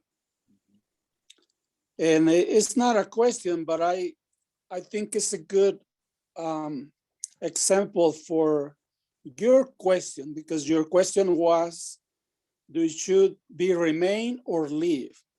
I remember your question. That's my comment. Yeah, let's not overemphasize the importance of the church manual. Of course, the church needs to have some rules, but the church manual is supposed to be for the entire world, but circumstances differ from place to place. And I'm sure that in many of your local churches, the church manual is never actually used. And there are places in the world where it is almost as inspired, semi-inspired as the Bible. And the whole process of dealing with the church manual is very bureaucratic. As you know, it can only be changed during a general conference session. And it is the annual council that is previous to the to the general conference session. So that is the one that is now currently beginning tomorrow, the business sessions. It is only during that meeting that the proposals for changes for the church manual can be compiled and then sent on for the agenda for the general conference in, July 22. But yeah, it can be very frustrating to deal with changes in the church manual. And I must admit that it's a little easier when your church manual is in a different language. And when you have to translate it from English. And I translated a number of years ago the church manual from English into Dutch. And that gives a certain liberty in order to adjust what is in the church manual, but very few people actually worry about that. Well, you have been very courageous in fighting for a change for 11 years. Okay. Okay, before I go to the next one, David, we're at the 12:30 hour. I have 3 people up, 2 are repeats, 1 is new. How do you want to handle that? Well, I think that Reinder has more than fulfilled his promise to us. And if he needs to move on to the next thing on his schedule for today, that we understand that with thanks.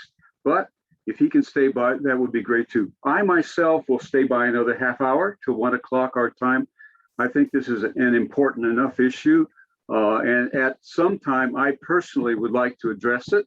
But not now. I'd like to hear from other people. But toward the end, I'd like to say what I say to people when they ask this question: should they stay or should they leave?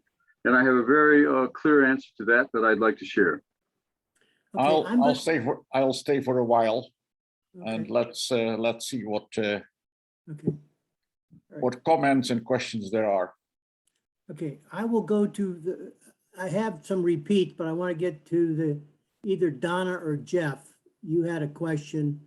So, and then McKinley's up there too, so. Jeff And or I think Donna, there go is ahead. Ruth Christensen is also there. Oh, where? Yeah, Okay, the background to my question is something totally good or is something totally bad? And the answer to that's going to be no.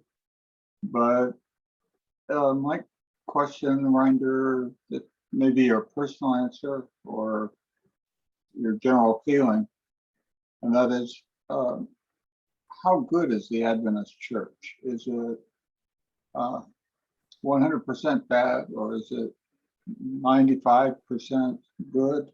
Or, because the question is often, what good is?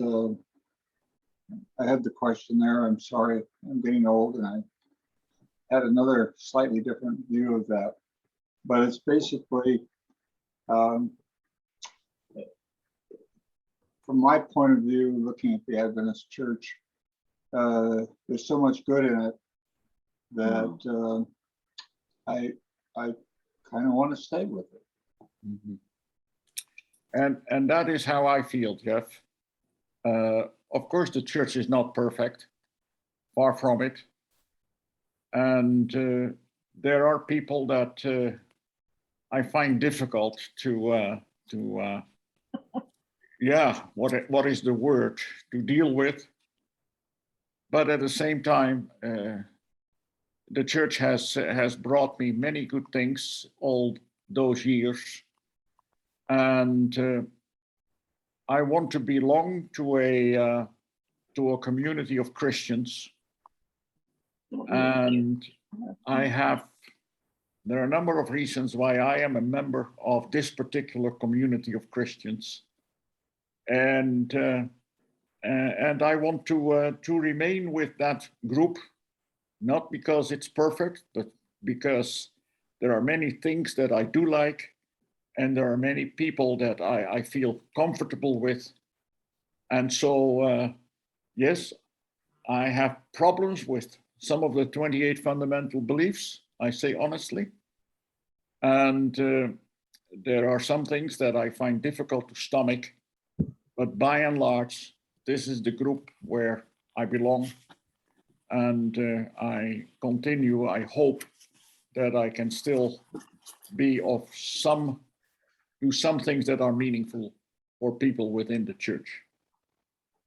Hey, thank you. And also thank you for marrying Donna and I. It's still working. oh, good. Say hello to Hop. Good. Yeah. Okay. Well, you better make sure that you stay together, because otherwise I'll have to come and try to reconcile you. So, Yeah, being married is like belonging to a church. So. Now, wait a minute. Okay. Okay. All right. I have been ignoring Ruth Christensen. Ruth, I apologize. Would you ask your question, please? Well, I'm not comment? sure I want to ask a question. I just want to make a comment then. Okay. I've had a lot to do with church and a lot to do with families who are members of the church at a lot of different levels, and in my own positions, a lot of different positions. I think that also, I will ask one question. Isn't it true that it's the church itself that decides whether a person is supposed to stay if in their community, if they would want to? It's the church, right? That church, yes. church. Yes and no. Well, I know because I had a husband they tried to put the whole church out. Yeah. And they were successful and to understand. You see, I'm a member of a small church in the Netherlands. And they can decide whether they want to get rid of me or find that I'm welcome to stay. That is not a decision that Wilson can influence. That is not a decision that the union can influence.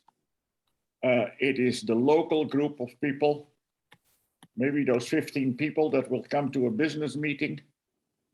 And for the time being, I don't see any risk that I'm going to be dismembered or disfellowshipped. In the church that I attend, people don't get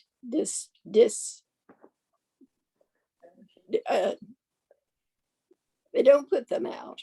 No. They just don't put them out. And that is true in most local churches.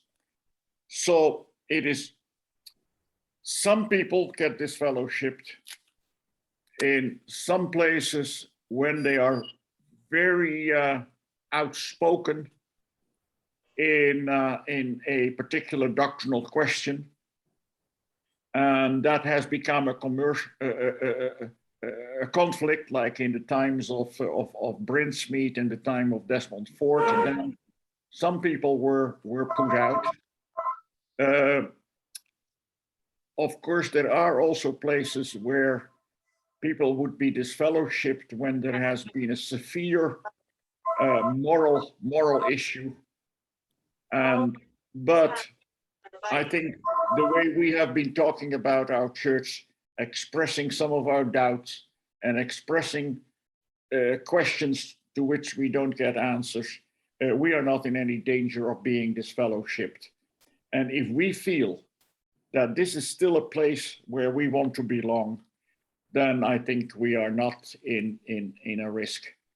Sometimes, yes, it is better not to always say what you think. There are moments that it's better to be silent.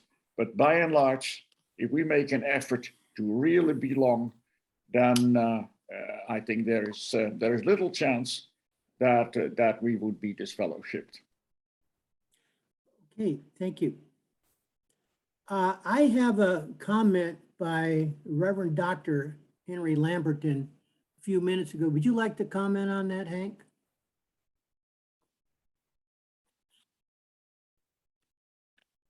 Can you hear me? He's still there, but I guess I don't. He writes this with respect. Okay, go ahead. You go ahead. Well, I think that it's a worthy project to build language and even systems perhaps that really make a practical and psychological distinction between the General Conference and what it does and the churches in which I grew up and the people that influenced me. And I try to encourage students that I work with when they talk about these issues to not let the official statement, that latest official statement from the General Conference decide whether they're going to remain a member, or that they need to check each fundamental belief and see if they agree with it 100% or they shouldn't be a member. I think that's unfortunate. And I still have a lot of that in me psychologically, but I don't think it makes sense to let the General Conference define Adventism for me. Okay, I agree. Okay, I have got, David, I'm gonna excuse myself, but I've got McKinley, David, V, and Peter. So I'm gonna let you take over at this juncture. So McKinley, I think you can ask your question. Okay, thank you, Forrest. Thank you for this, and thank you for every week. You're a real, like I said last night, you're a saint, and I appreciate it. Thanks so much. Okay, over to McKinley. Thanks, Dave. very quickly, I had 3 points, but I'll hold 2 over to next time. My thoughts about leaving or staying, I think, sort of align in a way with some of Simona's observations, but the question can be looked at on 2 levels. One, the denominational level, but also on the second level, the congregational level. And my observation is a little different. I think the challenge is not so much of the church causing people to leave as much as I've observed that when an issue arises in a congregation, more people tend to leave. They move to another congregation as if to say that problem will not manifest in the new congregation. And so, Elder Bruinsma, I think the question that I'll put to you is, what is accomplished by people moving congregations when they're not happy in one place? And then again, echoing what Simona said, I think the question that people should be asking themselves is, am I here in a relationship with Christ, or with the organization, or with the church staff, or with certain people that make me feel comfortable or not comfortable? Well, as a rule, I think it would be good for people to be members of a church that is not too far away from where they live. It is difficult to be active in a community if you live far away from where that community meets. But at the same time, it is simply a fact that you feel more at ease in some congregations. There are more people that you feel close to. It depends also on the demographics sometimes of a church, the size of the church. There are all kinds of reasons why some people prefer another local church. Now, when you live in near places like Loma Linda or other major institutions, you usually have a choice. And I think that it is perfectly legitimate then to find the kind of community that you feel is most conducive to your spiritual life. So, unfortunately, of course, people take sometimes their problems with them, and it's not the church where they are that is the main problem, but they are the problem themselves, and so they move and they take the problem with them. And some people are just troublesome. That is a fact of life. And it's sometimes easier if they move to a somewhat larger congregation where they cannot be such a factor of divisiveness. But yeah, the fact that people choose a local church that seems to fit them best, I think that is quite legitimate. But at the same time, of course, it's not only a question of, is the church nice, but also what can you do to contribute to that particular church? Exactly. And I think, just very quickly again, the one example that I have in mind is a congregation where a lot of people have been there for a very long time, 30 years or more. A lot of these people have built that church, family roots were in that church, but because of frictions with the new pastoral staff, a bunch of people just packed up and left. And I thought it was unfortunate. They should have stayed and I guess made the fellowship work out. Yeah.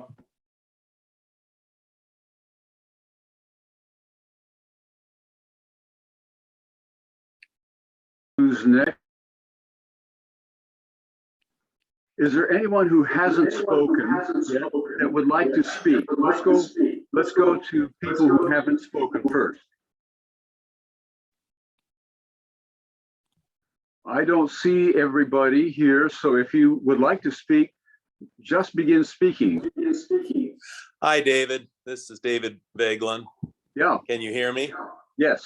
Yeah, I wanted to ask, I'm still a little puzzled about the issue of Jesus' mother. And I recognize that clearly Martin Luther was opposed to the adoration or veneration of Mary, but I was not aware that he thought that Mary's virginity at the time of Christ's birth was in question, or that he thought that that wasn't supported by Scripture. So I would like clarification of that, if that's really what was meant, what was intended to be conveyed, and if so, where might I find Luther's comments in that regard? Is it in one of his catechisms or elsewhere? Okay, may I come back to that next time and then try to give a clear answer to that? Would that be okay? Sure, that's fine. Thank you. Okay, I'll make a note. Okay, who's next? I have a quick question. Okay, but make sure that nobody else who hasn't spoken first would like to speak. Okay, Peter, go for it. You mentioned that before your presentation, you listened to the sermon of Elder Wilson, and you found some trouble things in it. Would you kindly tell us, mention us a few things that you found troublesome? No. Well, maybe we can also come back to that another time. I did not actually listen to him because I was an hour late in order to come to the streaming. But on Adventist News Network was the text of the sermon, and I skimmed that sermon and found that what I saw very, very conservative and emphasizing all the main point that we usually come to expect when Pastor Wilson speaks. For instance, he started with emphasizing the prophecies and the fact that we must hold fast to the historic school and not to preterism and futurism, and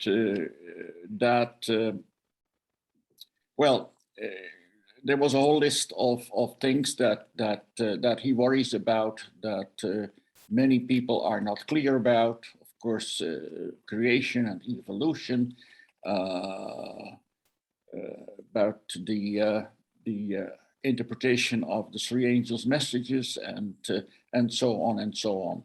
So I did not read everything, but I glanced through it, and it did not give me a great taste for wanting to actually read everything, but maybe I should and be fair.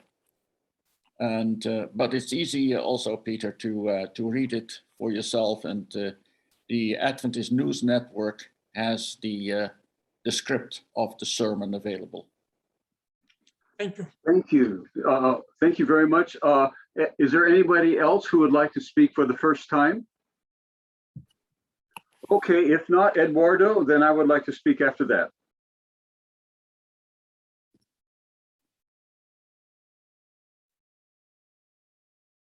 Is Eduardo still here? Yes, Larry, I mean David, but I didn't raise my hand. Okay. All right. Is there anyone else who would like to speak? Okay, maybe I can say something here at the very end, and that is. David Bronwyn put up a hand. I don't know if you saw that. I wave. You David? wave? Go ahead. Go ahead, Bronwyn. Reinder, thank you so much for last week and this week. It's been very informative, and I especially like today. The person that you're talking about next week, which I can't think of his name right now. Arminius. Arminius, thank you. David was telling me that he walked from, we looked it up on Google of how far it was, and it was about 250 miles. You said that Erasmus did a lot of traveling. How did he travel?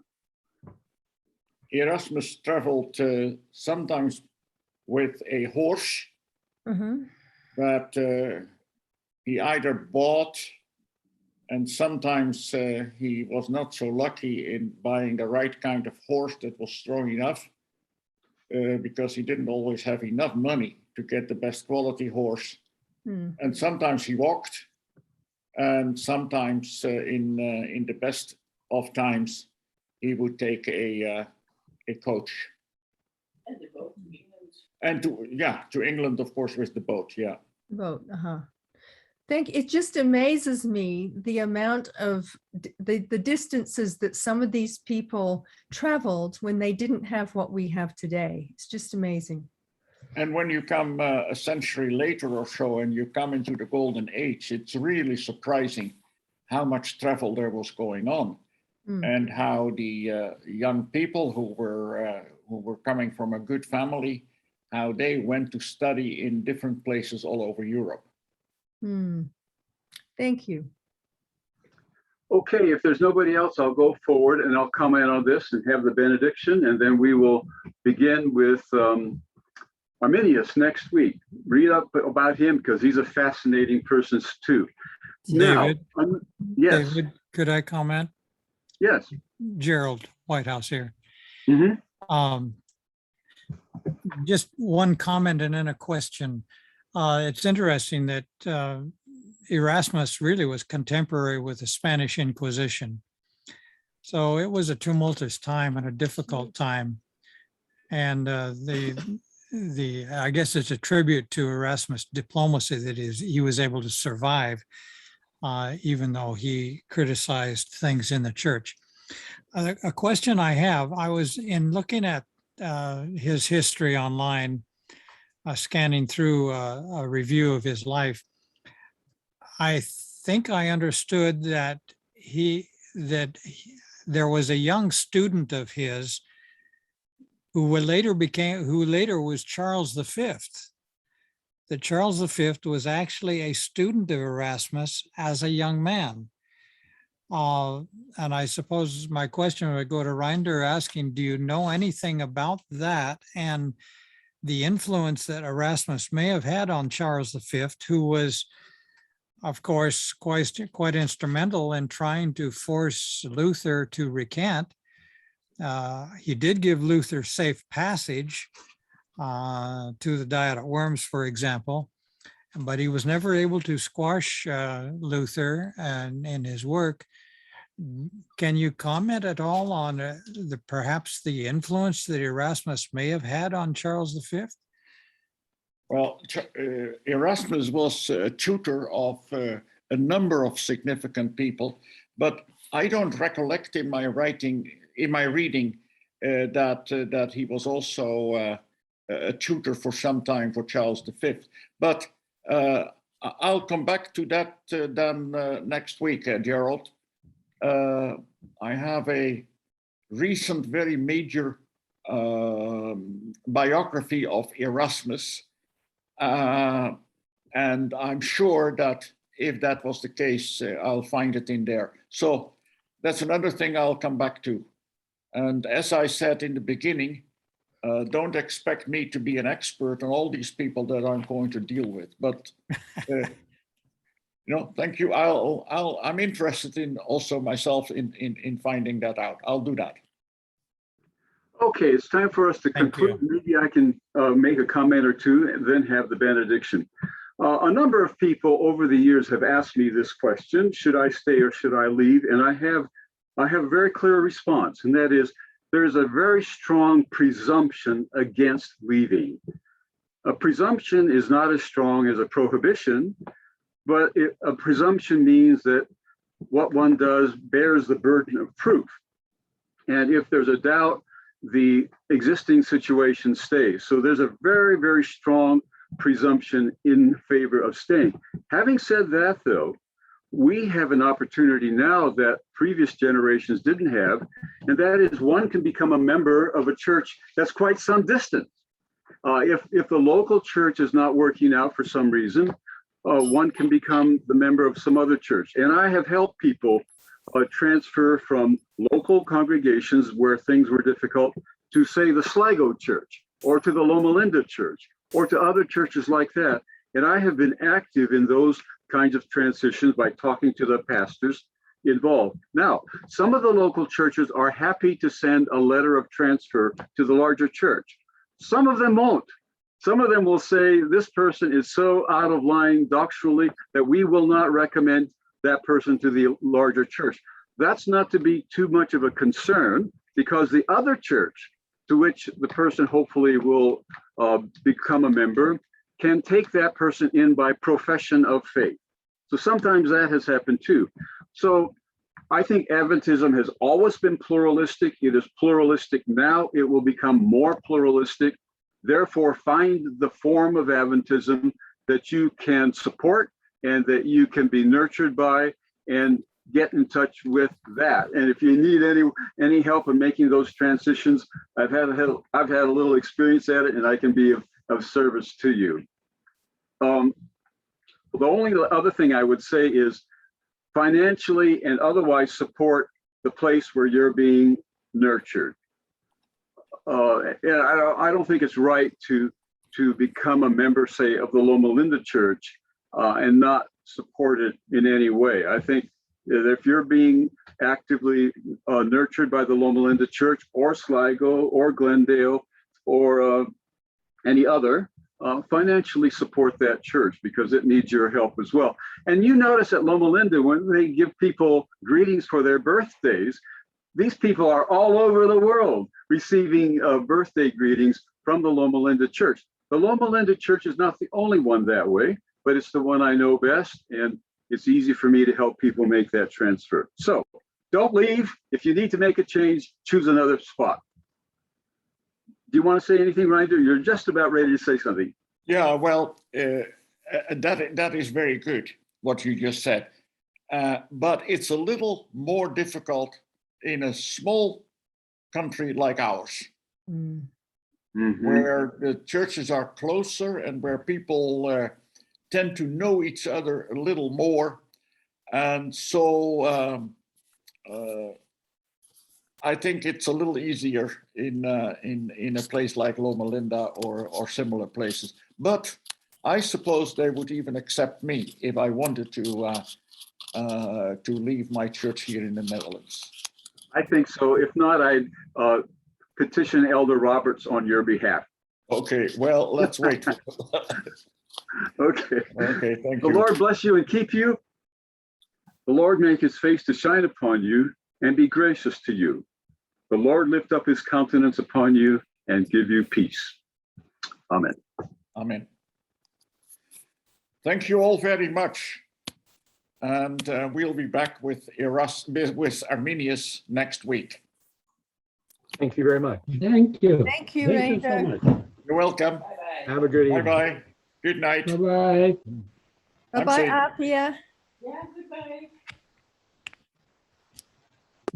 Bye-bye.